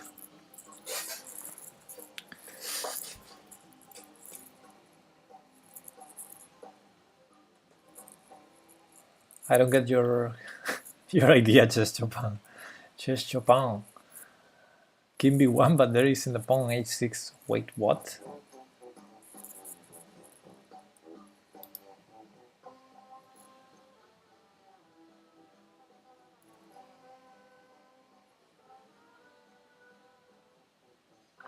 Yeah, but Chess Engine user, we already said that after the trades here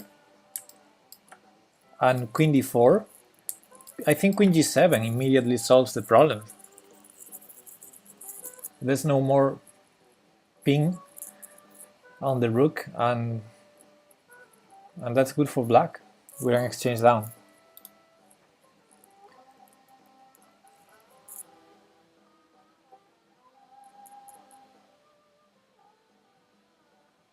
Queen g7, then h6, says Violatic.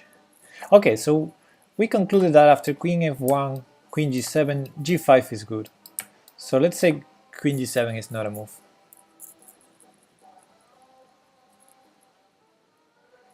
Let's say rook gf8. I believe more in this because the other... I think both allow rook takes e5, but I'm not sure. Okay, let's say rook gf8, rook takes e5, bishop takes e5, bishop takes e5 check, king g8, and we have two pieces for a rook.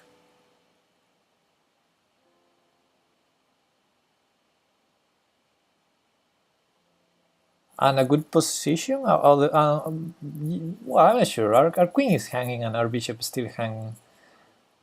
So yeah, I guess we can play bishop f6 to save both and follow up with g5. So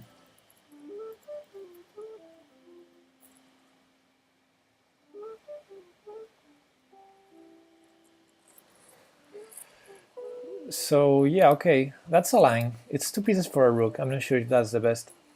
And with the other rook, rook takes e5, bishop takes, bishop takes. Yeah, that's even easier. That's even easier for us. So yeah, queen f1, rook gf8, rook takes e5.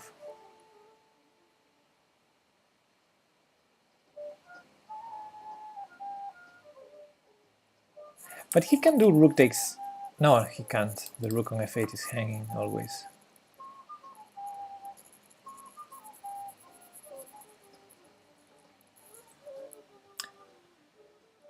Yeah, okay, I think... Yeah, I think that's a good line. Knight g, rook takes e5.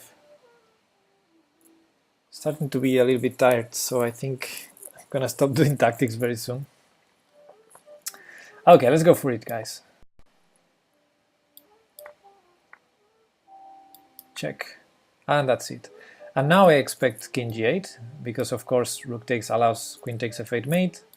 King g8 I am expecting, and I thought bishop f6 to follow up with g5 should be enough in this position, because both the bishop and the queen are hanging. And I don't think we want to pin... I mean, if we want to have the bishop pinned, I prefer to have it pinned in a place where where it can be supported by a pawn. So yeah, I think bishop f6 should be probably the follow-up here. Okay, 2497 is our puzzle rating. So okay, I'm gonna try and do one more puzzle, and let's hope we solve it.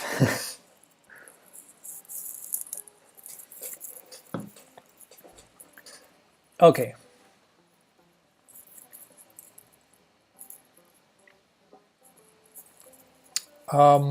We need to checkmate that king.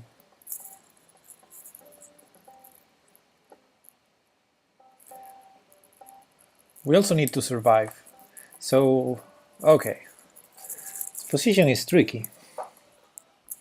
Every pawn c5. Yeah! No, no, no. I think the move is to attack the rook here. Oh, why can't I? Darn. Okay. I'm trying to see. Yeah, queen e2. Queen e2 seems like an obvious move, but I'm trying to see what's the threat. What's white's threat? I think rook g6 doesn't work. It's pretty obvious. But rook takes f7 is definitely one threat.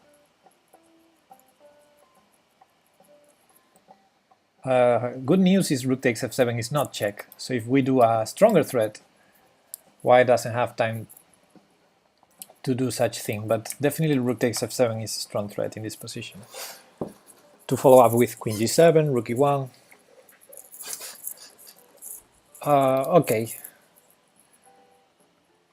So queen e2, threatening both pieces, queen and rook. That seems like a strong move. Rook e2 is possible, yeah, but it only threatens one thing. It might have a point also, but yeah, queen e2 seems to attack more things. So, okay, let's consider first the obvious. The obvious queen takes. We could just take with the pawn, and we're threatening both rooks. So that's immediately winning for us, right? Yeah.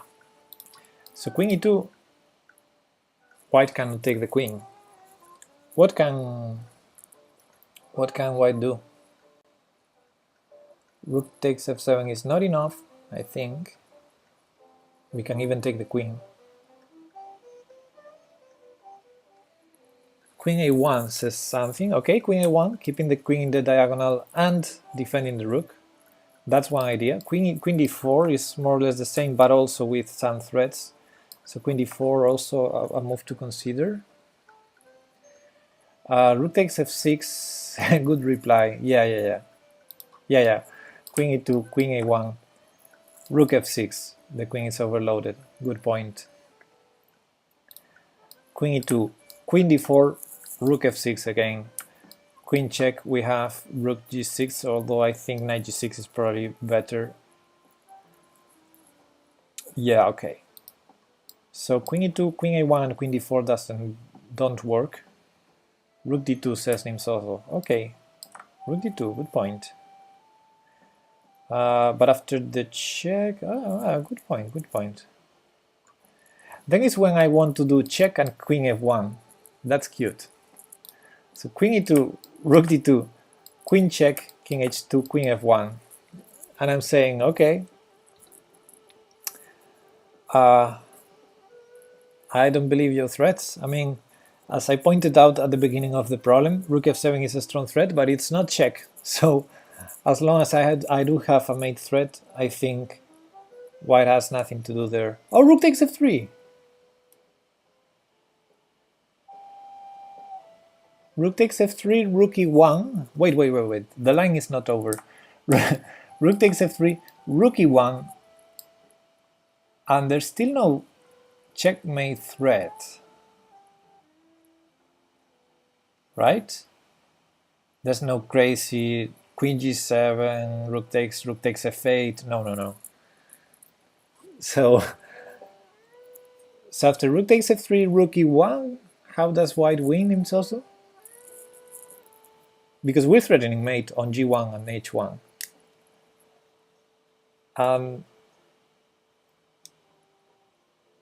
And white has no checks, no useful checks. Yeah, it has to be winning. It has to be winning for black. Okay, guys, I'm gonna do it.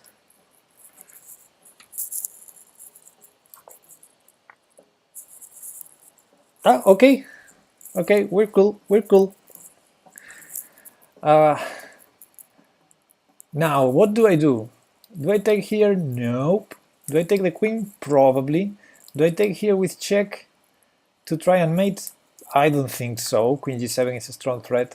So I guess I take the queen, and after rook g7, I just go to h8 and chill. Or I can even take on g7 and say I'm a piece up. Although that's dangerous. Yeah, okay, I'm gonna take the queen. Yay! No! Only 2 points! No! We're still under 2500. No! No!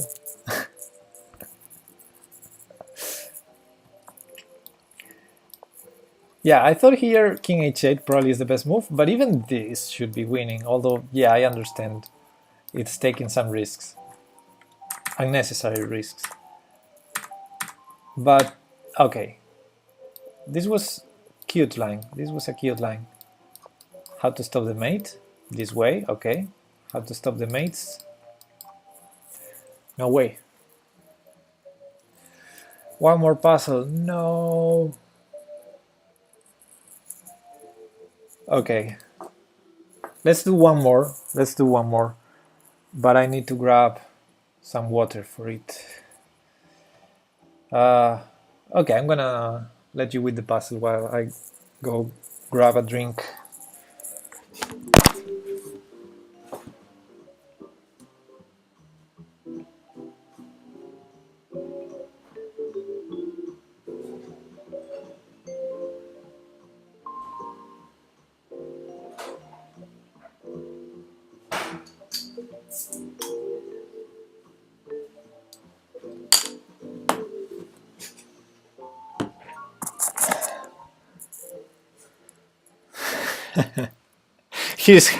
Here's when we drop back to down to 2400. No, I don't think so.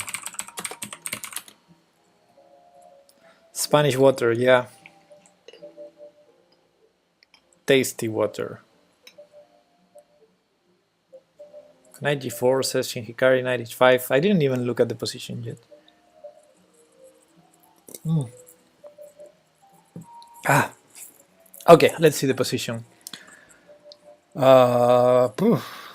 What a mess.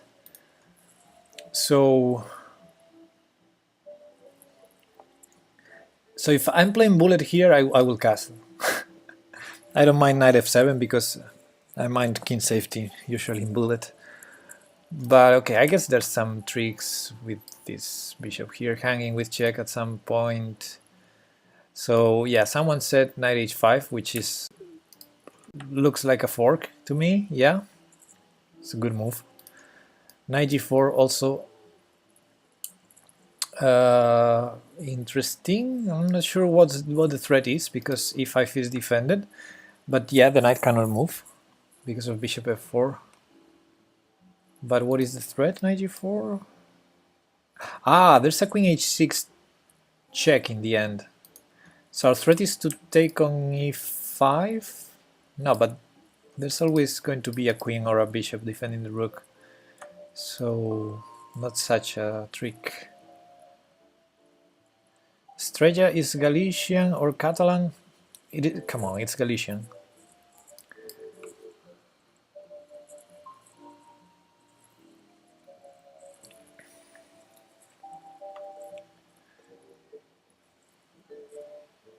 Knight h5 is a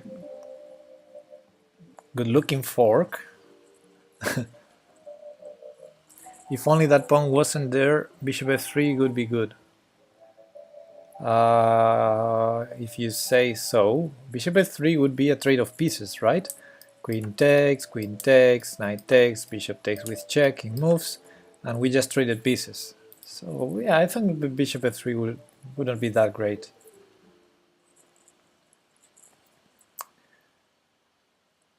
So everyone agrees with knight h5? Do you think knight h5 is the way we're gonna get 2500? Do we do it? I'm not even calculating ahead.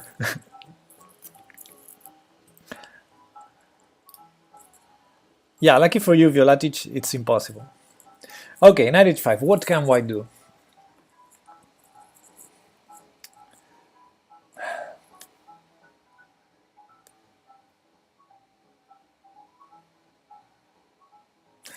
So rook h7 is not working, rook g3, we take the exchange, I guess. h5, rook g3, we take on g3, right? And we are going to be an exchange up. Given the fact that in the initial position we are equal material, we're a pawn down. No, equal material, okay. Yeah, I guess rook g3 might be a response to do some damage control. Ah, but there's knight f4. No, knight f4 is a bad move.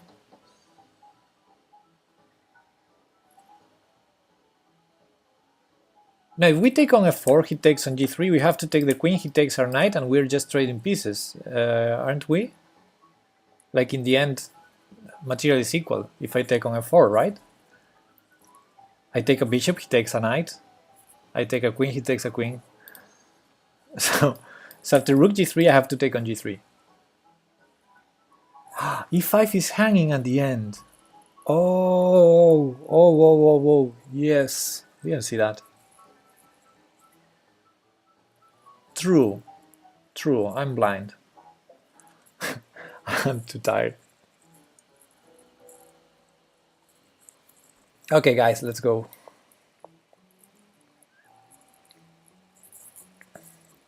I'm gonna believe you. Well, I see the knight hanging, so I believe you. Yes, but yeah, I need to thank you, because if not for your help, I think the last 3 or 4 puzzles I would probably fail them. I'm too tired to calculate. 2 points are enough, John. 2 points are exactly what I needed. 25:01 now. Good. So tactics session is over.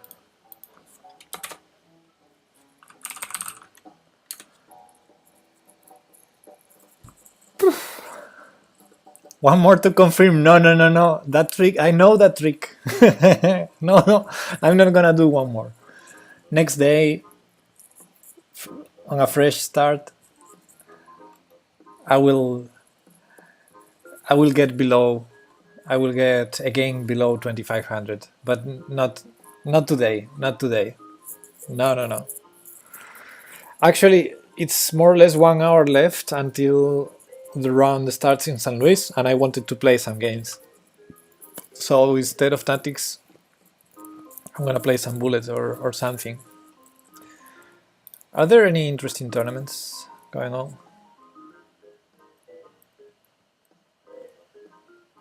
Good one, John. But if I lose one puzzle, it's not going to be -1.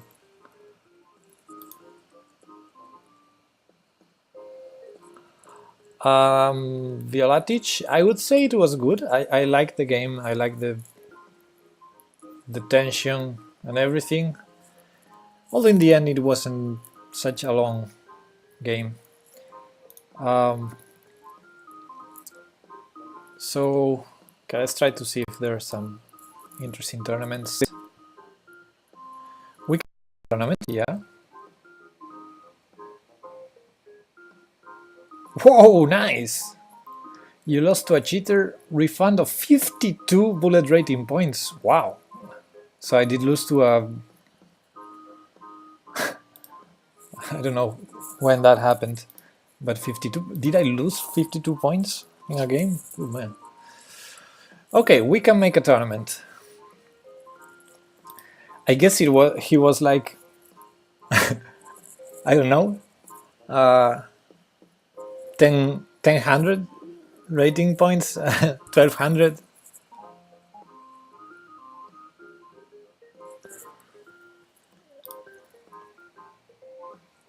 There's a Pirch Defense Bullet Arena now. So either we play that, or we create a tournament, whichever you prefer. From here to 8 o'clock, where the round starts, we have this Pirch Defense thematic tournament. There's a Daily Blitz Arena ongoing. There's a weekly Horde Arena. Crazy House Super Blitz. And there's a Streamers Blitz Inc. Arena. Cute. I wonder if people in this tournament are all streamers.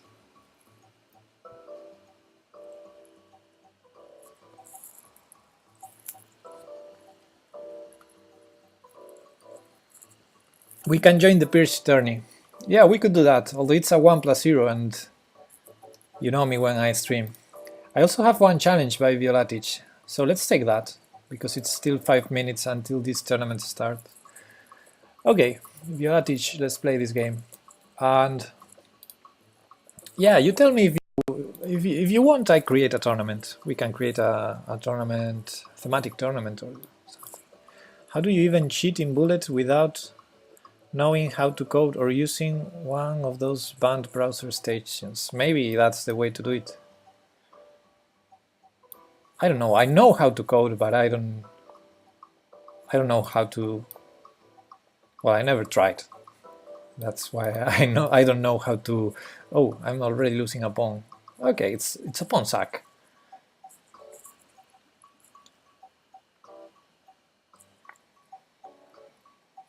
Okay, be my guest. Be my guest. You took it. Okay.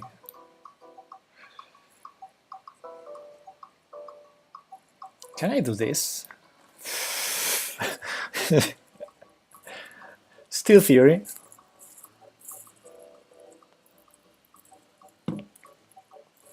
London system mirrored up to 7th move tourney.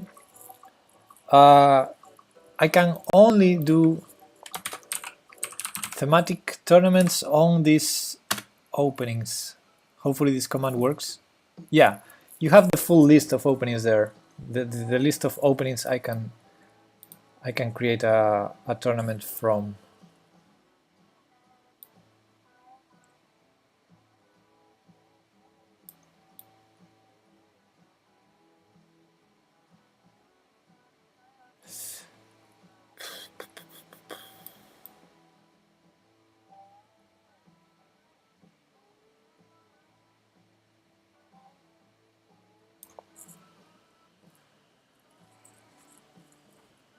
New Gambit, Drawbill.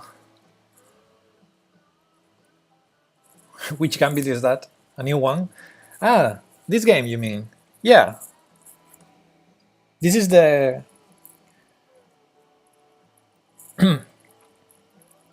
this is the... How did we start? E4, knight f6. Okay, this is the Violatich line of the Alekhine. Very well known from the Violatich Pepelu game in August 2018.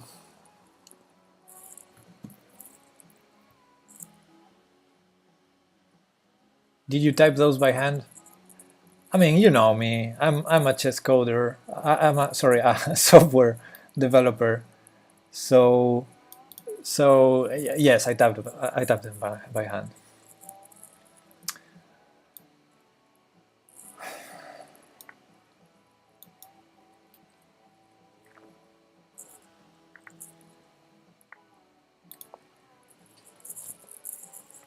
I didn't even calculate this. I don't know if you have a move here, but it seems already dangerous for you.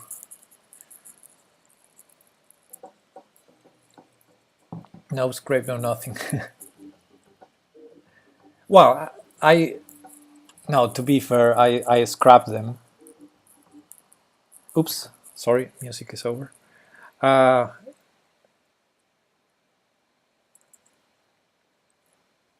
yeah, it was. I didn't explain it correctly. It's not handwritten. It's scrapped. So the names are exactly as they are in the Lichess combo box to select the opening.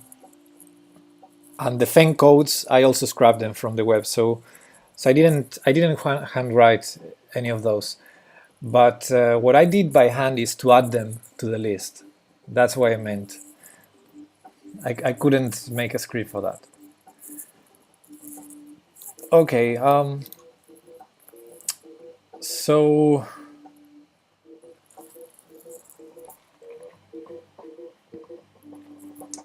yeah,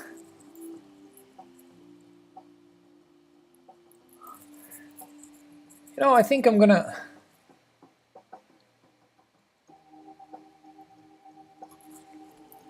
Yeah, I see a lot of good moves. Queen a5 probably the easiest. But taking the bishop is possible. Knight c7 checking. Okay, let's try with this one. f6 and hope for the best. Yeah, f6 probably the best. But this is funnier, right? This is a funnier move to do.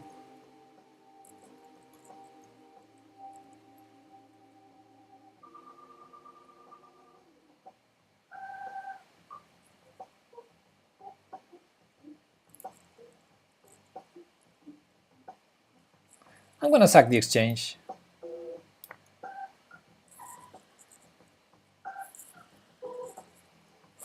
I have a good feeling about that king on e2.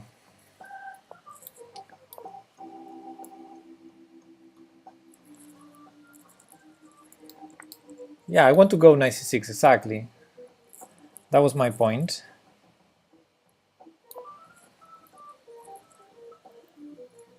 But of course I'm material down, so I have to be careful. I could have been material up, but I picked to go into this.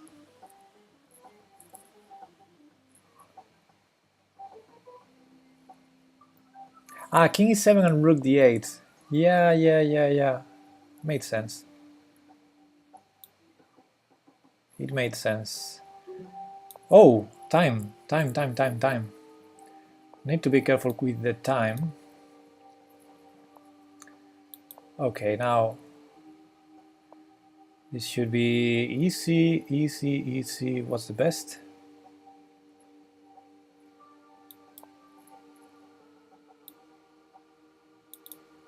Remove just in case.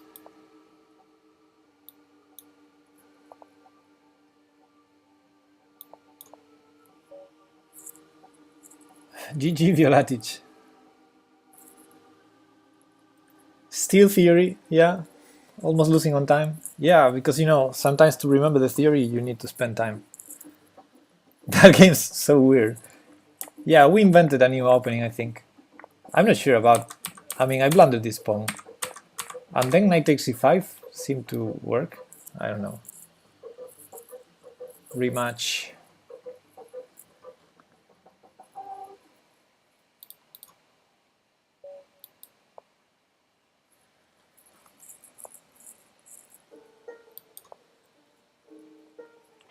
Steel theory. Ha! I can't remember the last time I played b4, but yeah, yesterday I was watching a game when I played this on an over-the-board game against a 2100, and I won. So I don't know if that's called the spaghetti gambit, but no, it's the win gambit. It's the win gambit of the Sicilian.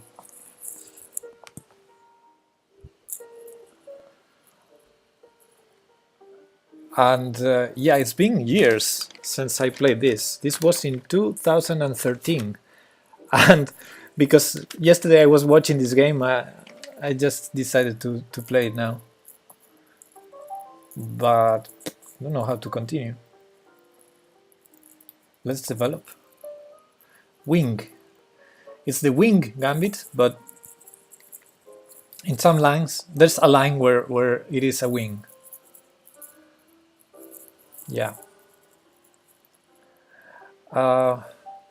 Mike Hunt has followed. Thank you, buddy.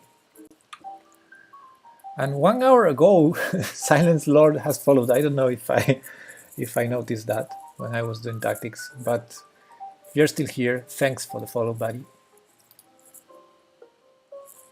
Is E6 theory looks French, looks wrong? I agree. F6 also looks French, and never play F6, but if you play in the French, I guess it's a good move. At some point, it's a good move. I'm not sure if it's now. I think I'm gonna take it. Or should I allow F5? Nah, I think I'm gonna take it.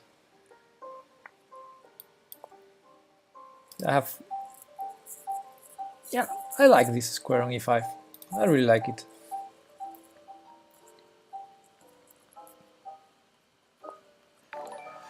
Oh, Swami, thanks for sharing a puzzle. We might have a look at that. PT Break, thanks for the follow, buddy. Okay, what are we doing here? Bishop d6 seems like a good move.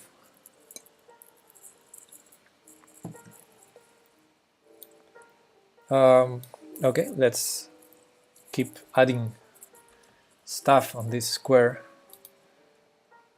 I don't want to allow any e5. What is that, Violatic? Okay, take back. I guess that was a mouse leap. Okay, okay. I mean, it was a move. It was a move.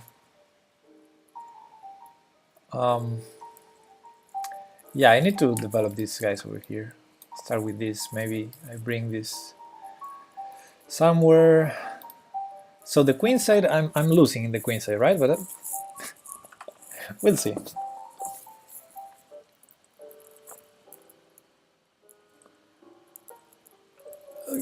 That's a good idea, John. You might try. Yeah, you should try the wing gambit instead of the loose gambit.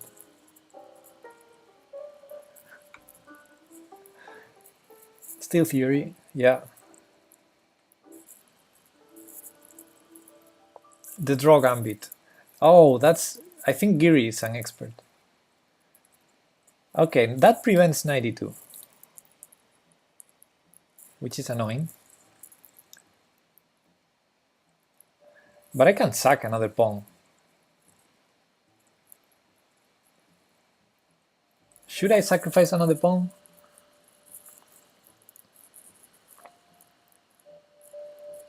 Ah, it's too much. It's a little bit too much. Let's not do it. Let's first prevent. Do a prophylactic move. Okay, that I think that's a blunder. Let's take the piece and then we'll see what's his idea. Maybe e5. Oh, his idea is to blunder the queen. Or did I blunder anything? No, I think I didn't.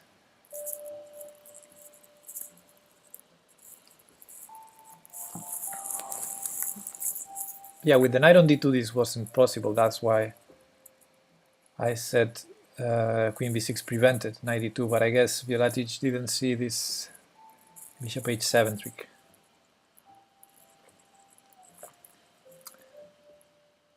What is the 900 gambit?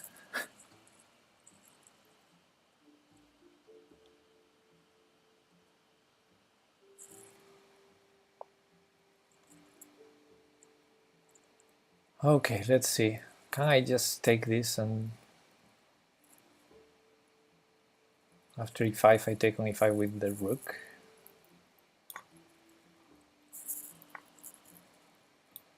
Okay.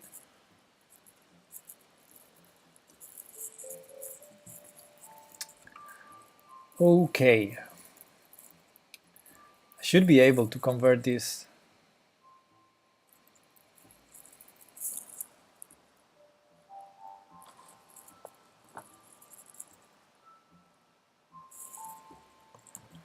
Bishop d7, isn't that a piece for me?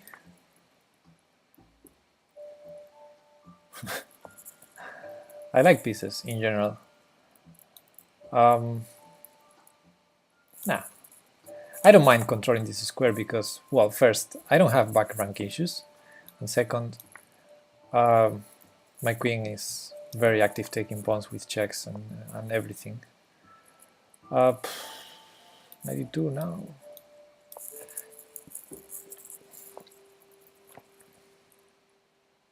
Oh, it's a pity not to have queen h5.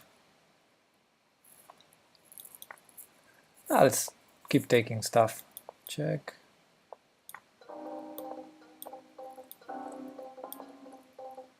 Ha! Prevented king g8. What is that? Defending the pawn. Nice. I should have taken on a7. Oh. What am I doing? Okay, let's not lose on time. Let's go for the checkmate ASAP.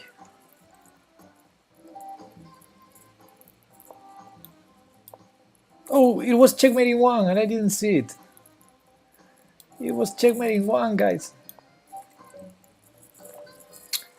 GG's Violatic.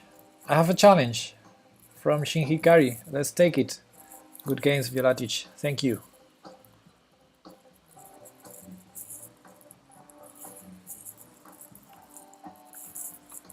Shin Hikari, let's go. Nah, let's change gears. Oh, this line. I usually hate this line. What? You serious about that?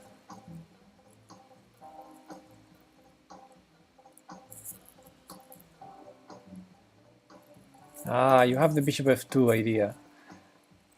John, I see your challenge. I'll take it next. I guess I want to castle.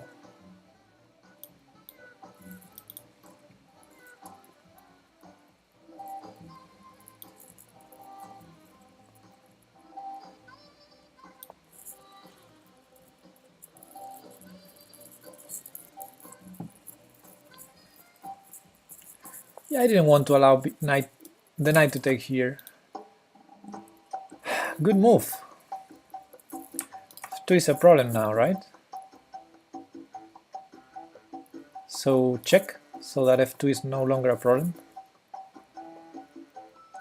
And then I need to do something with this bishop.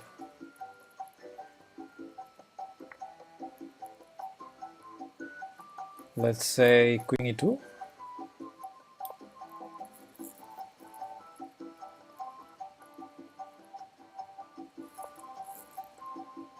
Need to castle again.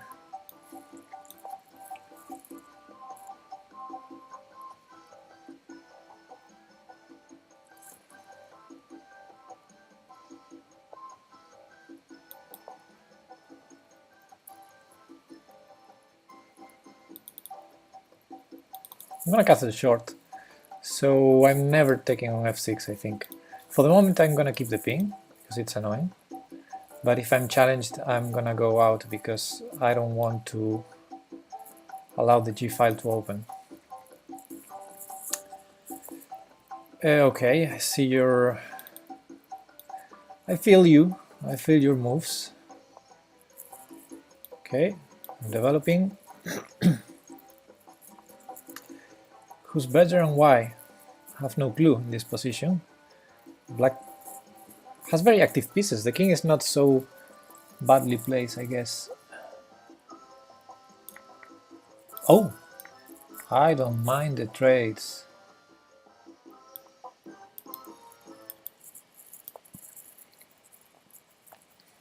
Let's not blunder anything in the time travel. This is 2 + 1, so we have 1 second increment.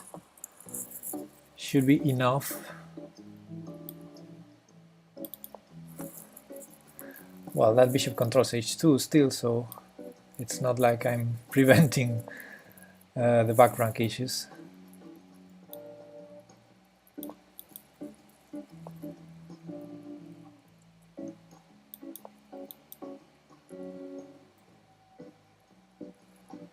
This seems very drawish, but I sort of like the majority. Yeah, 95 is going to be annoying, right?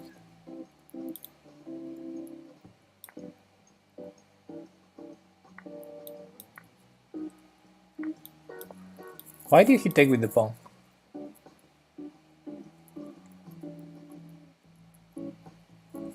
I prefer my pawn structure, but I'm not sure. Yeah, this is going to be a problem now. So I no longer like my structure after bishop takes e3. So I guess this should be a draw.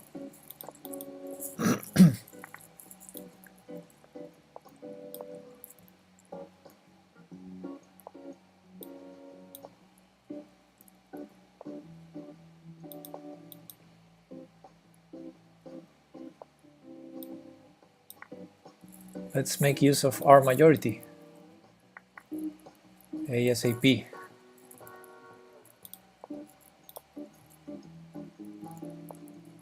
Oh, that check I didn't see.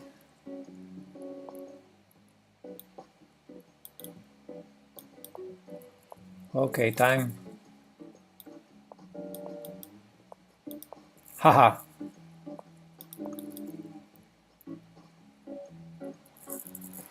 GG Shinkikari. Let's take the rematch. And after the rematch, I'm gonna accept John Jones' challenge.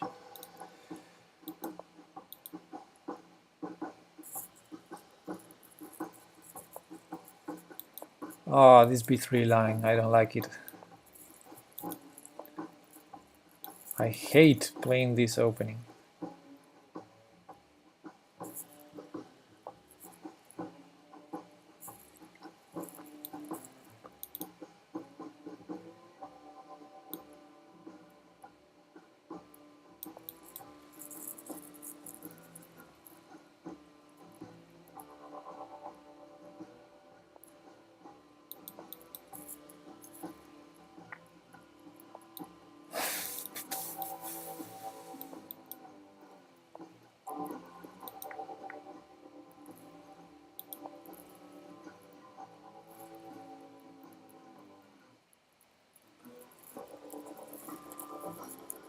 Oh, this is rated, I just realized.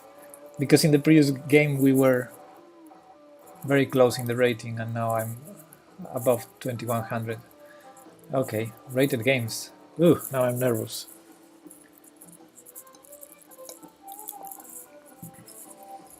I'm not gonna castle.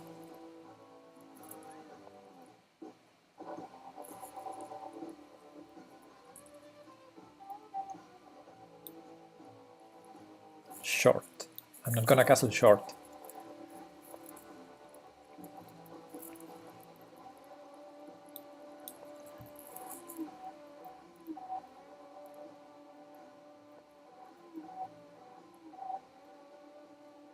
Good move.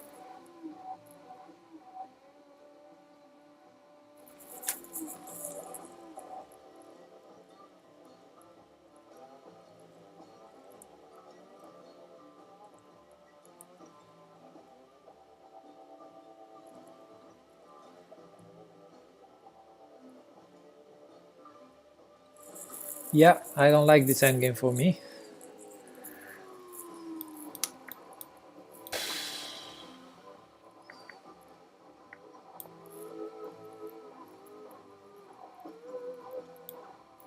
I think I'm gonna castle long. Okay. Never play f6. Never play f6. Now my bishop is terrible. Not sure about that one. e5 is strong.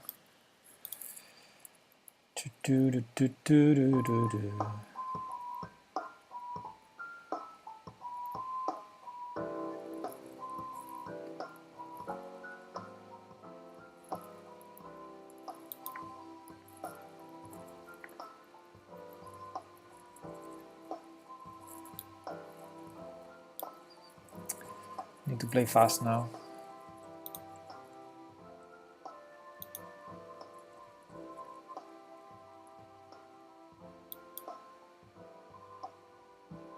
Okay, I got issues.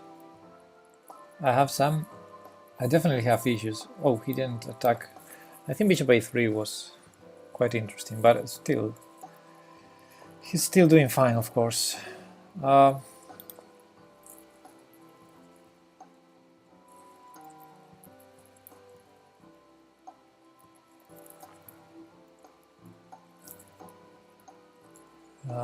gonna lose on time. Oh, you can see the clock. Oh, sorry. I don't have time to show the time. There you have it. Okay, can you give me more time, Shin Hikari? No, I think you can't. Okay, sorry to ask. I was losing time just trying to show the time. You know what I mean?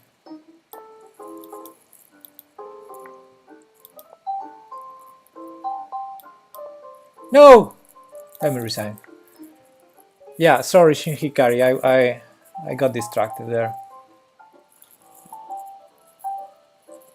Yeah, I think we were having an equal position, but I didn't realize you were not seeing the clocks. Yeah, sorry about that, guys. Oh, Shin Hikari, while we are playing, we have a plus button to give more time to the opponent. Okay, no, it doesn't matter. Let's take next challenge.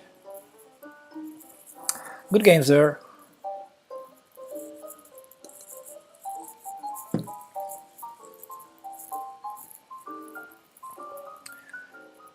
Lasse Andersen, let's go.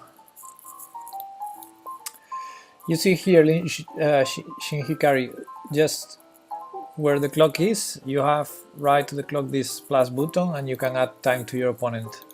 15 seconds each time you click the button. Just so you know for another time.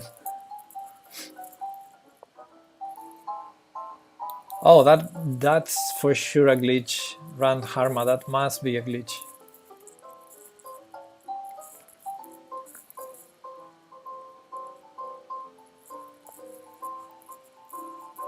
Oh. I tried to play the Eurosov, but yeah, with this move order I cannot. So let's go for the King's Gambit. It's also funny, right? There we go. Now we're in main theory, the King's Gambit. Which I don't know, but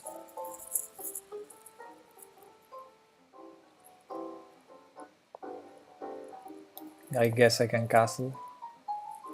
I don't mind about regaining the pawn, it's just a pawn. Talking about regaining, and I'm gonna go grab a drink.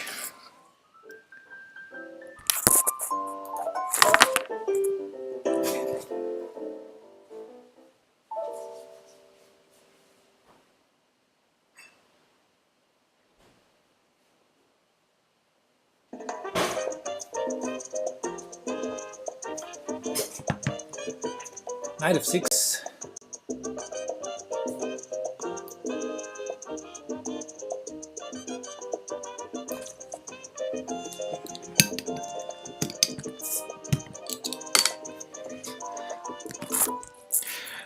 Rand Harma, did you report the book to Lichess?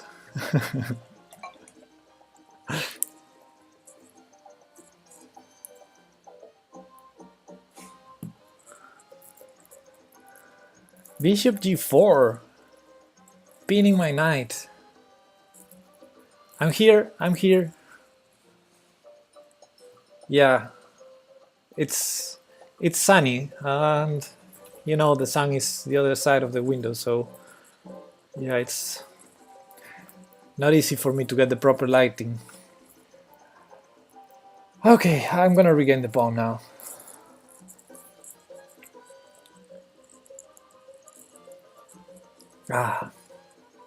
No more tactics, my Zigdag. We've been doing tactics for more than 2 hours and now we're just playing some games. I'm taking challenges from the viewers. I'm gonna keep developing. This is like the perfect setup in the King's Gambit.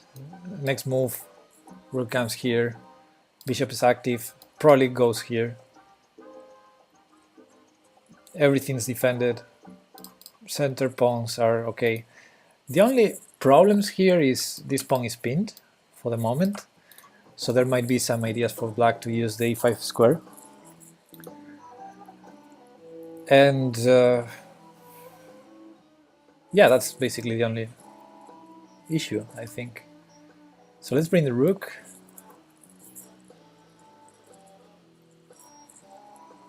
Yeah, maybe the queen is not in the best place, allowing this ping and allowing pings also over here. Okay, slowly but surely improving the position. Queen f2, queen g3 is an idea. Queen f2, let me think, queen f2, d5, take.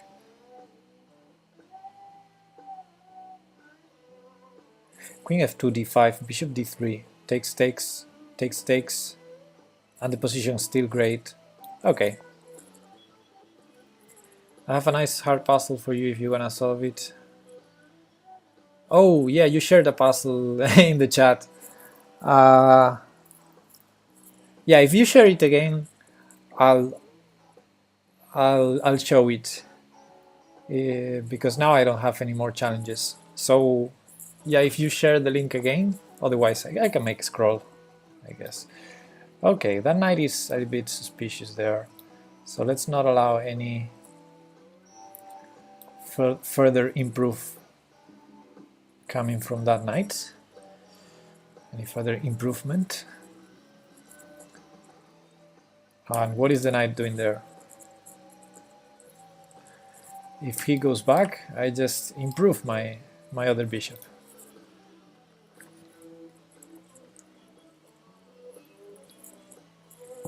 Thanks, Swami. I'm gonna copy the link now. I'm gonna open it in a new tab so that it's loading before, you know, while we end this game.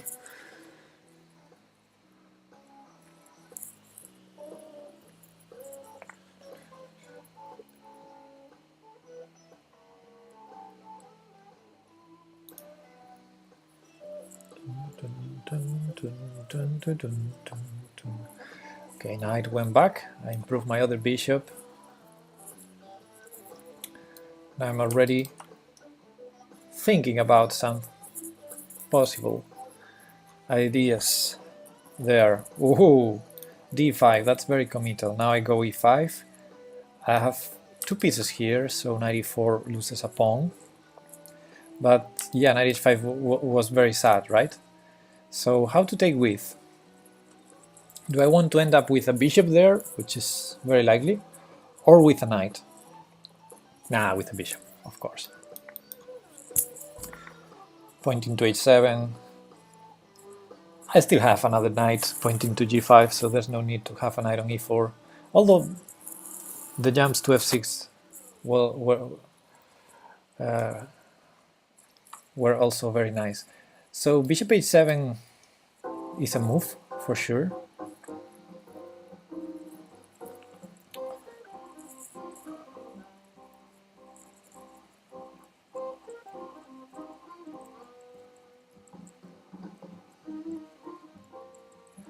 Yeah, I can take 2 pawns at least for the piece, and I'm already a pawn up. Yeah, but I'm not sure about the follow-up. So let's not do it. Let's not do it yet. Yeah, on the other hand, it's not like I have a good option.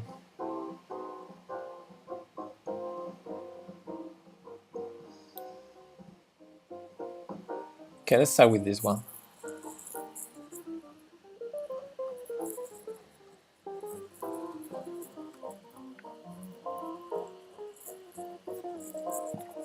My rooks are kinda silly. I need to use them somehow. Yeah, I want to start an attack and use all of the pieces now. They feel very well placed.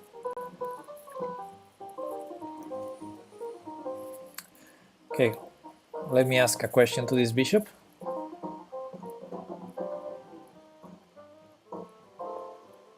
Oh, okay, I see the answer.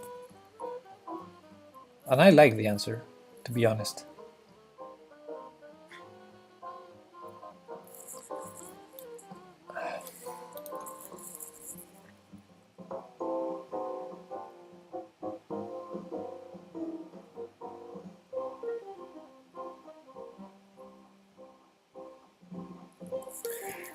Okay, it's not the best, but it's a second pawn, I think.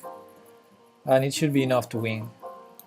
Or do I have something crazy better than taking on f7? Nah, let's take on f7. That's the easiest.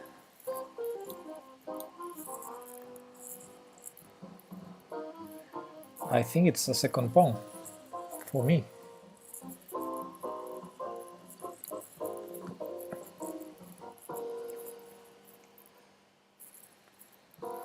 This is any King's Indian player dream.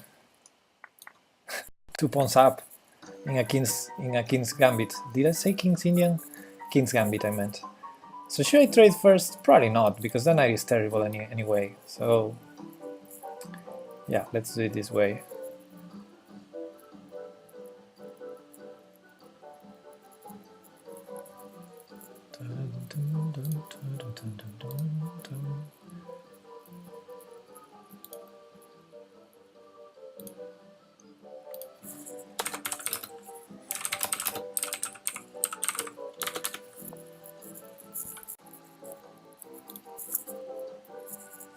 '97. Okay, now if I go here, then I might have some issues on e5. Then have to be careful. But is this a free pawn? Let's take it. 3 pawns up now.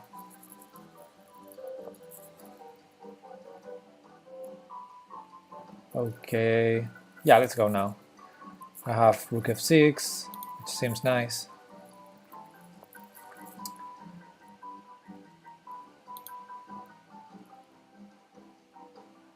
Let's go here, try to control the knight.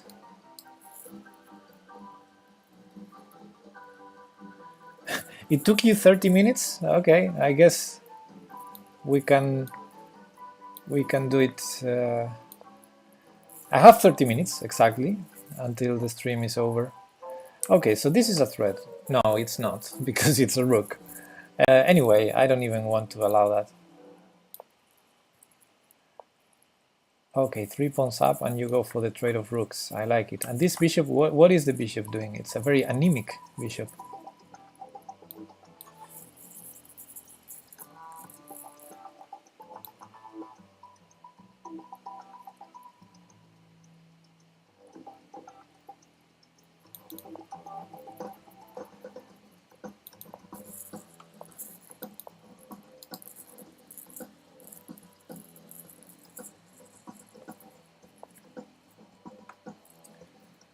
Okay,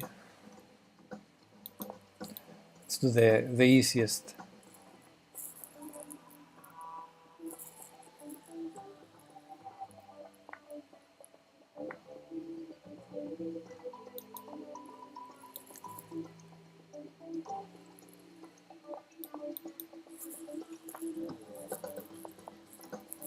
The day has come for Magnus Carlsen. Mamedyarov knows now how to win. Yeah.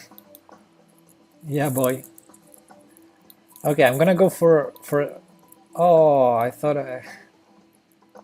Yeah, let's go for this stalemate trick, because it's not stalemate as long as he has moves with the pawns, and this is mate. Good game.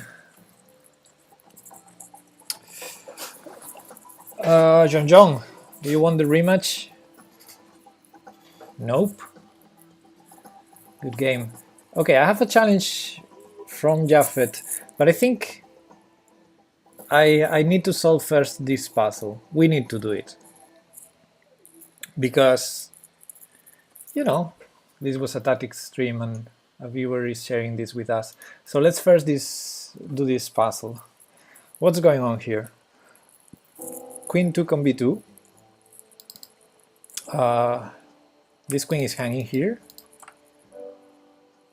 And what do we have here?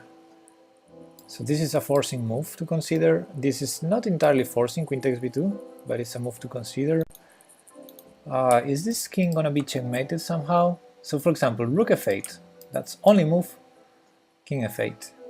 What about queen f1 check or queen f3 check? What is best? I also have knight e6 check.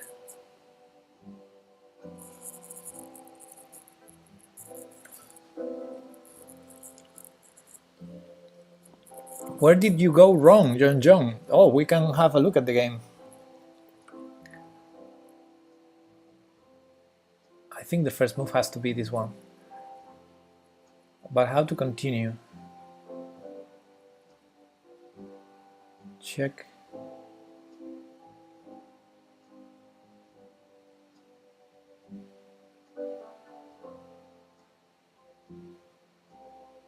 Yeah, I run out of checks everywhere. So I need a good combination.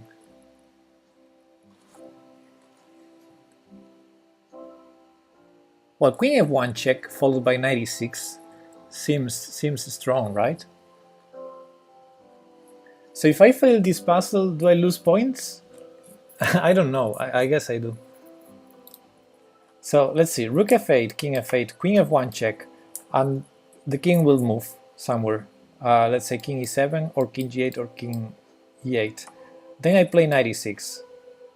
There's no checks for black, and I'm threatening queen f8, queen d8 mate. How does black stop it? Not sure, try it out. Okay, I'll try. Because I don't want to spend a lot of time on this one. Now there's surely a difference between queen f1 and queen f3, but okay, queen f1 prevents any further checks from black, so I guess I go here, and now knight e6. No, I failed. Ah, yes! I didn't lose points. Okay, okay, good to know. Good to know. I didn't lose points. This is good. Okay. Now, if knight e6 is not the solution, let's try to find out. Ah, bishop e4 is cute. Bishop e4 is cute. Because I'm checkmating on c7. Ah, there you go. And I guess I just take the piece here.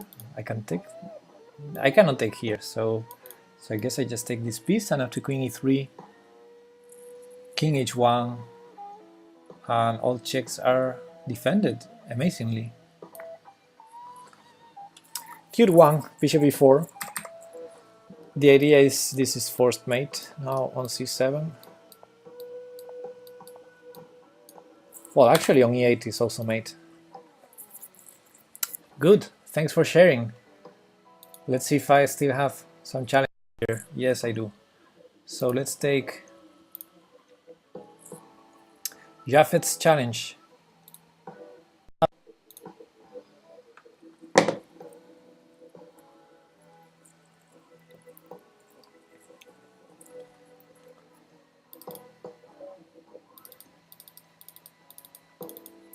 Let's go, Jafet. Are you there?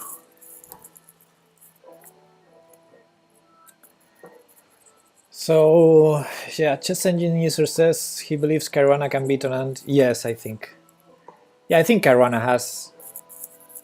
has the tournament in his hands because he has better pairings today and tomorrow. He's playing Anand and Wesley So. Anand is basically playing for nothing already in the whole Grand Chess Tour, and Wesley is not having his best tournament. So very decent pairings. While, for example, Carlsen plays against Mamedyarov and Nakamura tomorrow, so Carlsen definitely has very tough pairings to try to even score more than a draw in every game, in each game. So yeah, I think Caruana, at least I think Carlsen is not the one that is gonna be putting the more problems. Maybe Mamedyarov. If Mamedyarov manages to score a win today or tomorrow, today is tough, of course, but he knows how, right? He already knows how to win.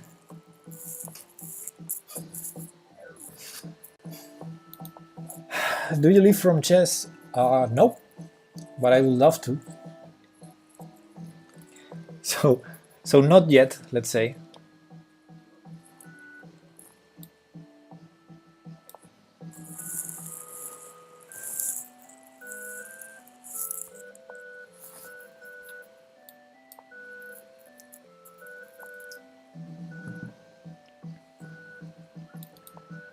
I'm a software developer, so I live from that. I make a living from coding, and I love it. But I also love chess, and I would love to make a living actually from chess. Would be nice. How hard is to live from chess? If you want to live just from like playing chess, then you need to be like top 10 or top 20 in the world, maybe top 50. So chances are, I mean, let's say it's like impossible.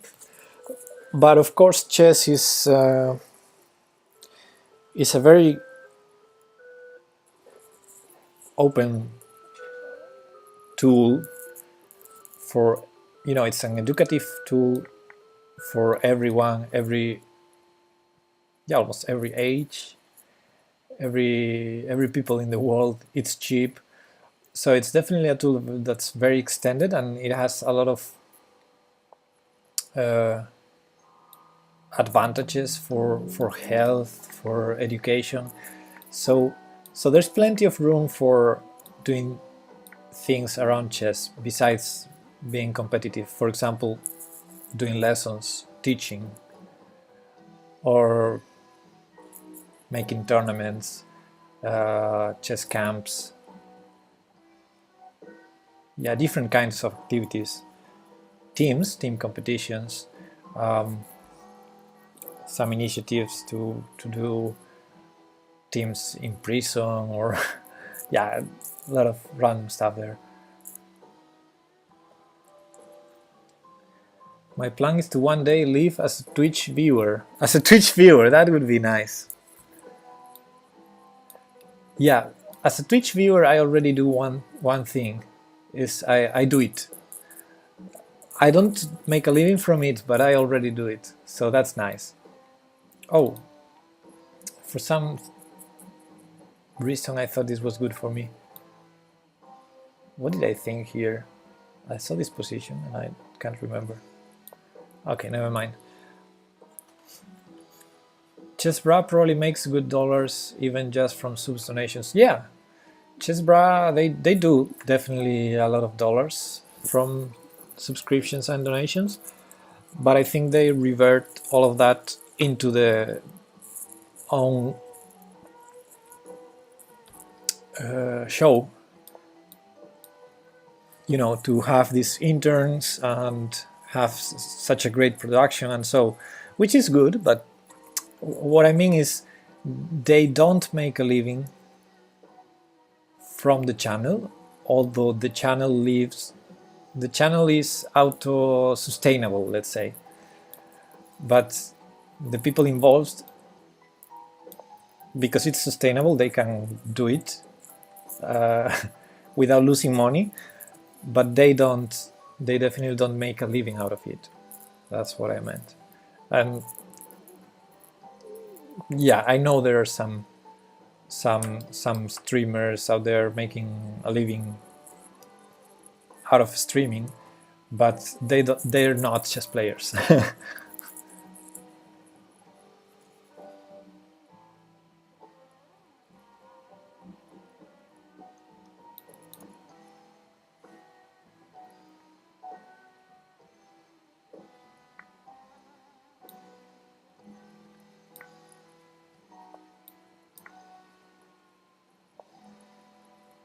Oopsie. Yeah, I'm a bit of a passive position here. I didn't properly assess this, although I think I'm still surviving.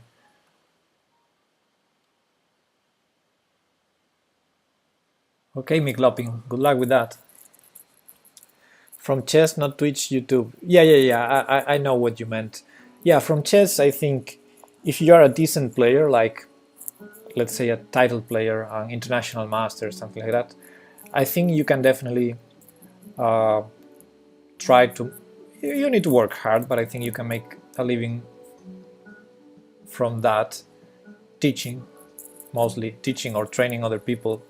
But you definitely need to put an effort there or count on a school that supports your activity. And so okay, and now we have some issues. We got some issues here. We got some issues.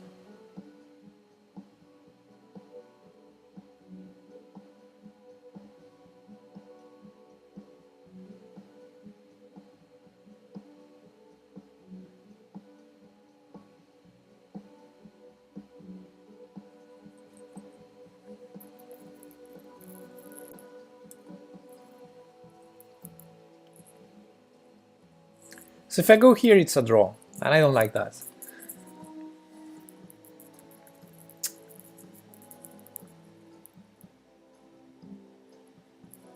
He's pretty good for a 1500. Well, I misplayed it at some point. I understand that.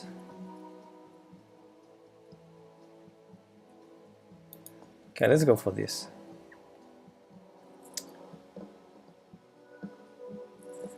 Well, I think this is a draw.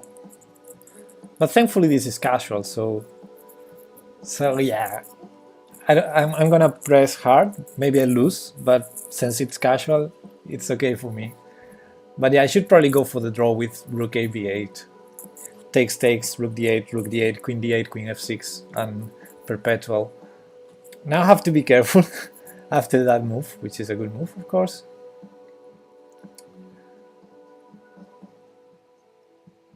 Oh, actually that's... Oh, okay. Oh, my only chance was queen b1, queen f5, and now I totally ruined it. I ruined my only chance. So I guess I have to go for the draw with rook a b8, still in time. Rook dd7, I think I didn't lose because I had queen b1. I might have miscalculated, but I think I don't lose with rook dd7. That was my calculation. Of course, that was his plan and his threat.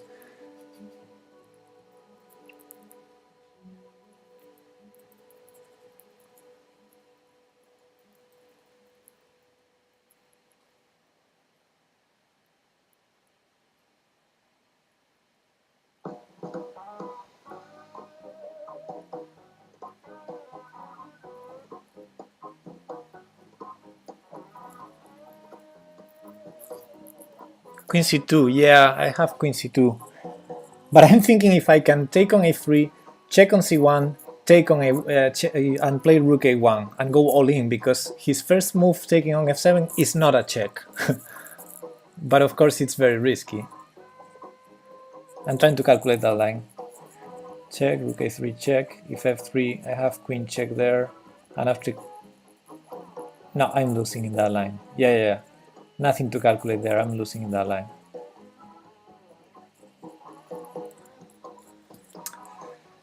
Yeah, okay, this is tough.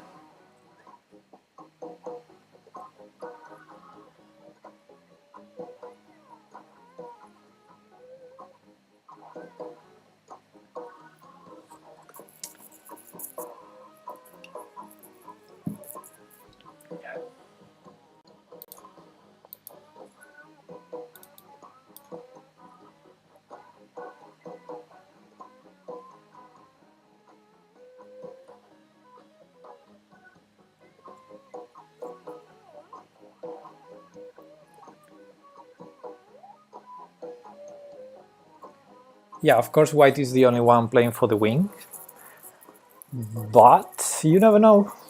You never know. E5 is weak if he doesn't want to trade queens. Okay, that was a blunder, right?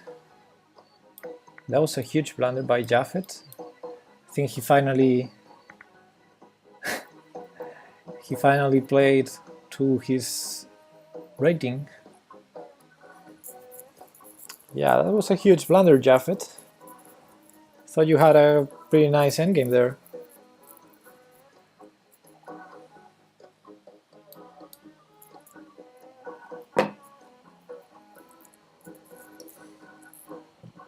Yeah.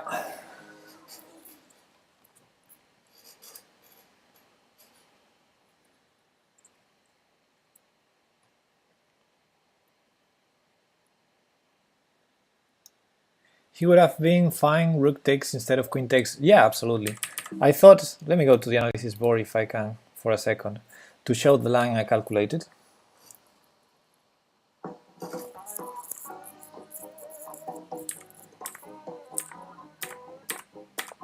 Here. Yeah, I calculated this, rook takes now because queen takes is the same blunder, and now queen takes, rook takes only move. And now rook takes e6, and I'm struggling to survive here, honestly. I think I can still try to make a draw, but of course I'm in very bad shape here. And I don't have anything else. Like, well, I might try. Yeah, honestly, yeah, I can try this, but eventually, I mean, there's no way I can push that rook out of f6, so eventually I need to take on a3 before it gets defended. So, good game, Jaffet. Next challenge is Dr. Otsip. My last game of yesterday was a loss against him because I didn't remember it had no increment. Now I remember that game, so Dr. Otsip, I want to defeat you.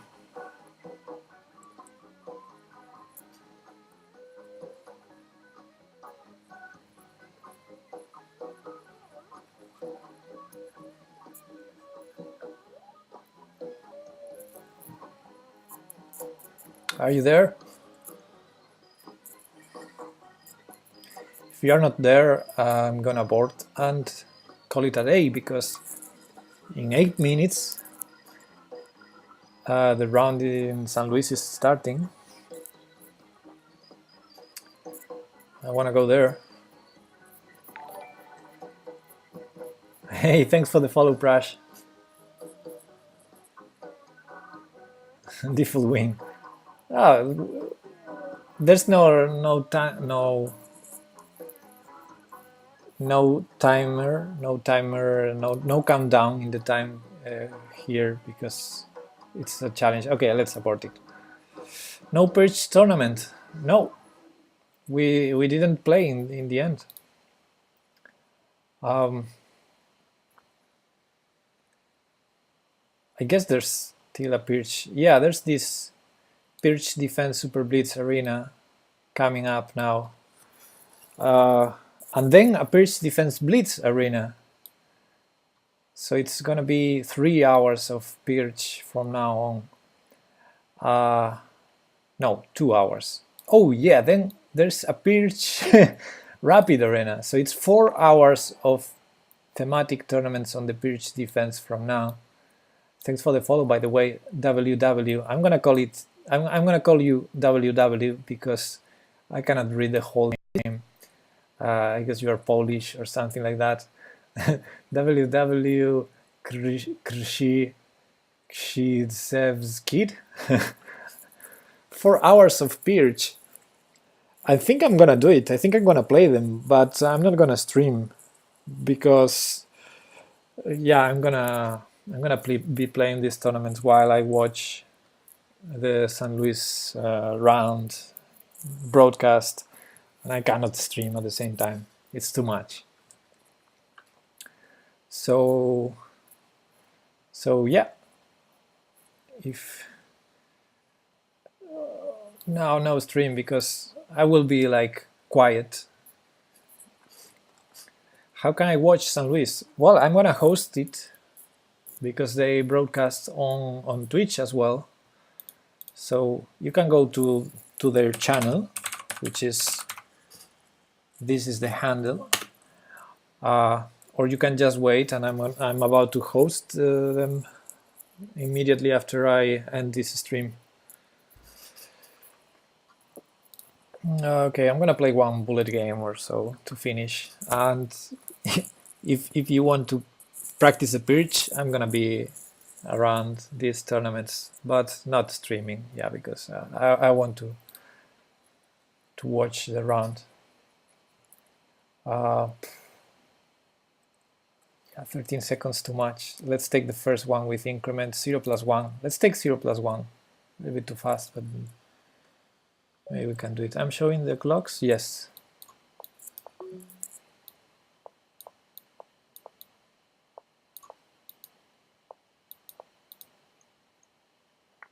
Ah, he saw. I'm up on down.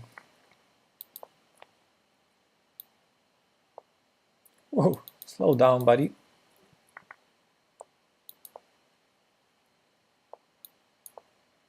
What am I doing exactly? Holy crap. I blundered a piece, he didn't see it.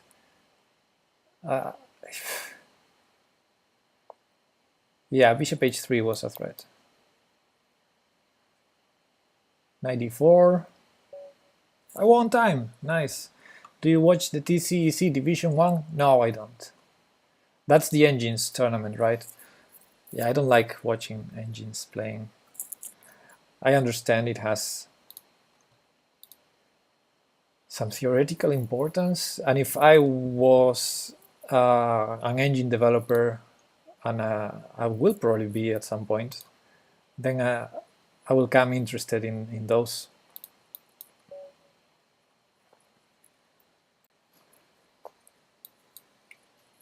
But that's not exactly the kind of chess I enjoy watching. Migueliski.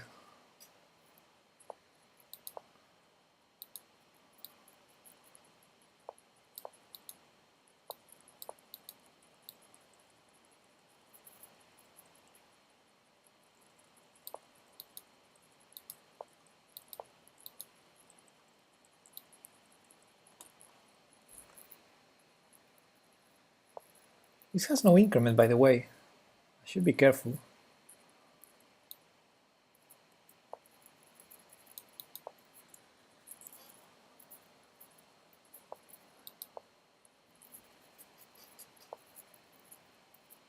Okay, I'll take it. Uh-huh.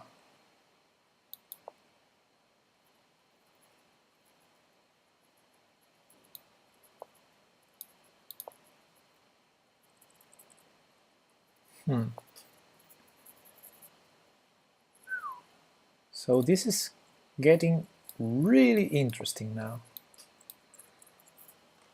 Just pushing the pawns. My king might end up being safer than his king. Look at his king. He's pushing all of the pawns in front of the king. Only h2 to protect it.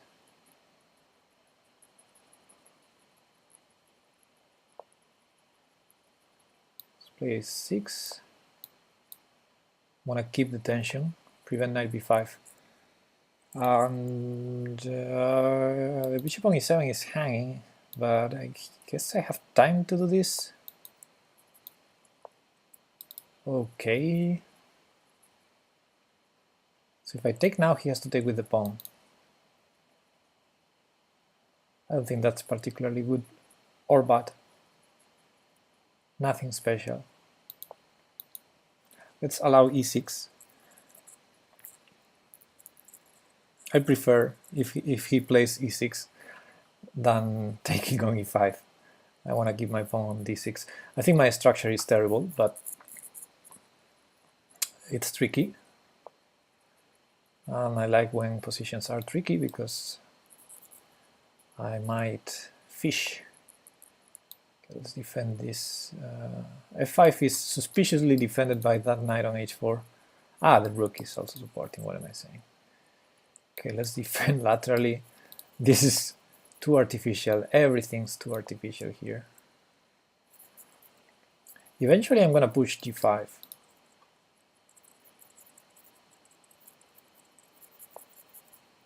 And or win on time. I can start collecting or not. No, that's too dangerous.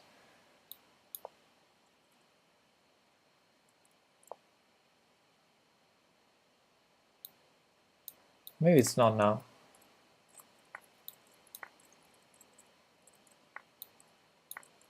Wow, he took with the knight. That was interesting. I expected that. Giving this. Careful with the push on d6. Let's prevent it. I will block with the queen, I think.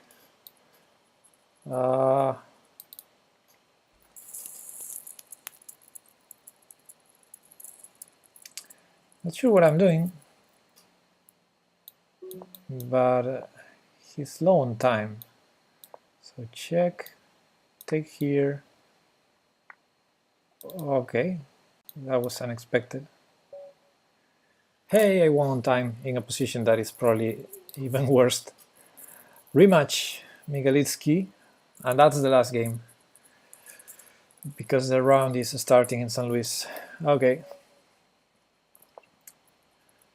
So I played b4, I played c3, let's play another non-main line. Knight c3. Okay, the so-called closed Sicilian or King's Indian attack. Oh, why did I play h3? I could have gone for this nice line with... Yeah, okay, never mind. Let's try it now. Although it's not the same, it's not as tricky as without castling and without the pawn on h3. He's trying to take here and then take here, and that works very well when the rook is on h8 for me, so I will not allow it. But then knight on d6 while you could put it on d4. You know, trickiness. Trickiness for bullet. Trickiness, is that a word? Is trickery a word?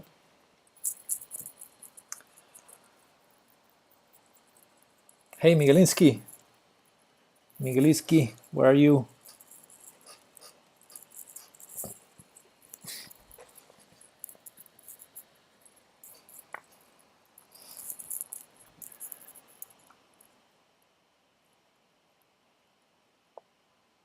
Okay, black's position is not perfect, but I think there are no problems because my setup is very slow also.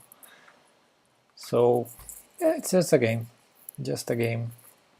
No major problems for either side. I have plans with queen d2, bishop h6, with f4, f5. The typical. The typical. I think I'm going to play queen d2 no matter what. I have a challenge, but Jetty, your challenge, okay, 1 minute, no increment. Yeah, maybe I can take it. Now, the round already started in San Luis, so I'm going to take it, but out of the stream, I think. Okay, queen d2, I'm going to do it anyway, even though I don't play bishop h6, just to connect the rooks. And now f4, f5 is something I like. Although c4, b4, b4. Yeah, okay, let's try to remove that bishop, because b4 would be annoying with that bishop there. H4, h5. Trying to open up that. Takes now. Where's the knight going? Okay, there. Because knight h5 there was g4. Okay, this position is cute, to say the least. My knight is a little bit suspicious.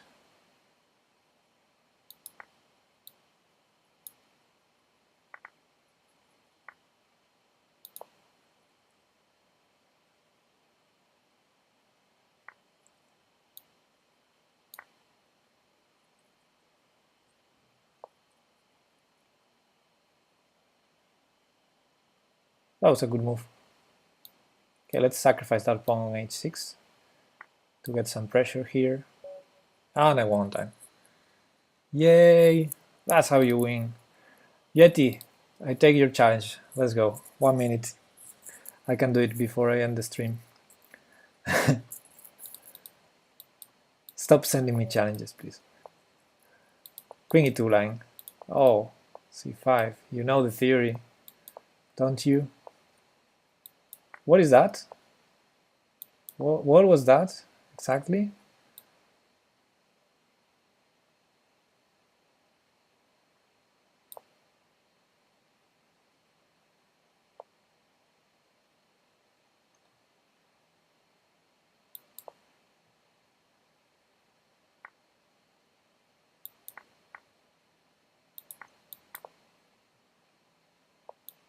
I don't mind the number of pawns if I can get a good position. Yeah, but I think I misplayed it. I probably should have kept the pawn advantage. This is a 1 minute game without increment. Not the best way, not the best time to try to play perfect chess. Now let's take it and keep it simple.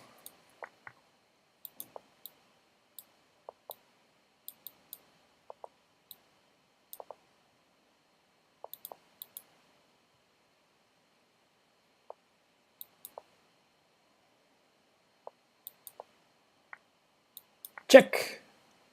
Got you.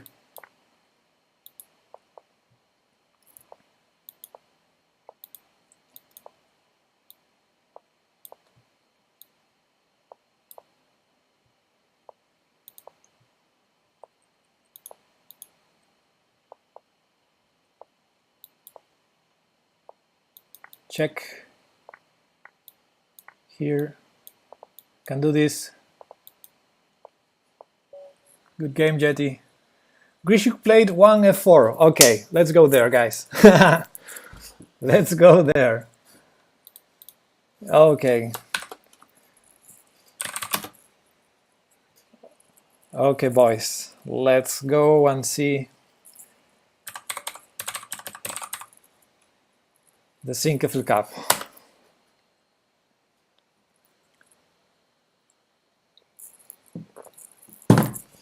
And I'll be streaming more tomorrow, I think. So see you tomorrow, guys. Thanks for being there.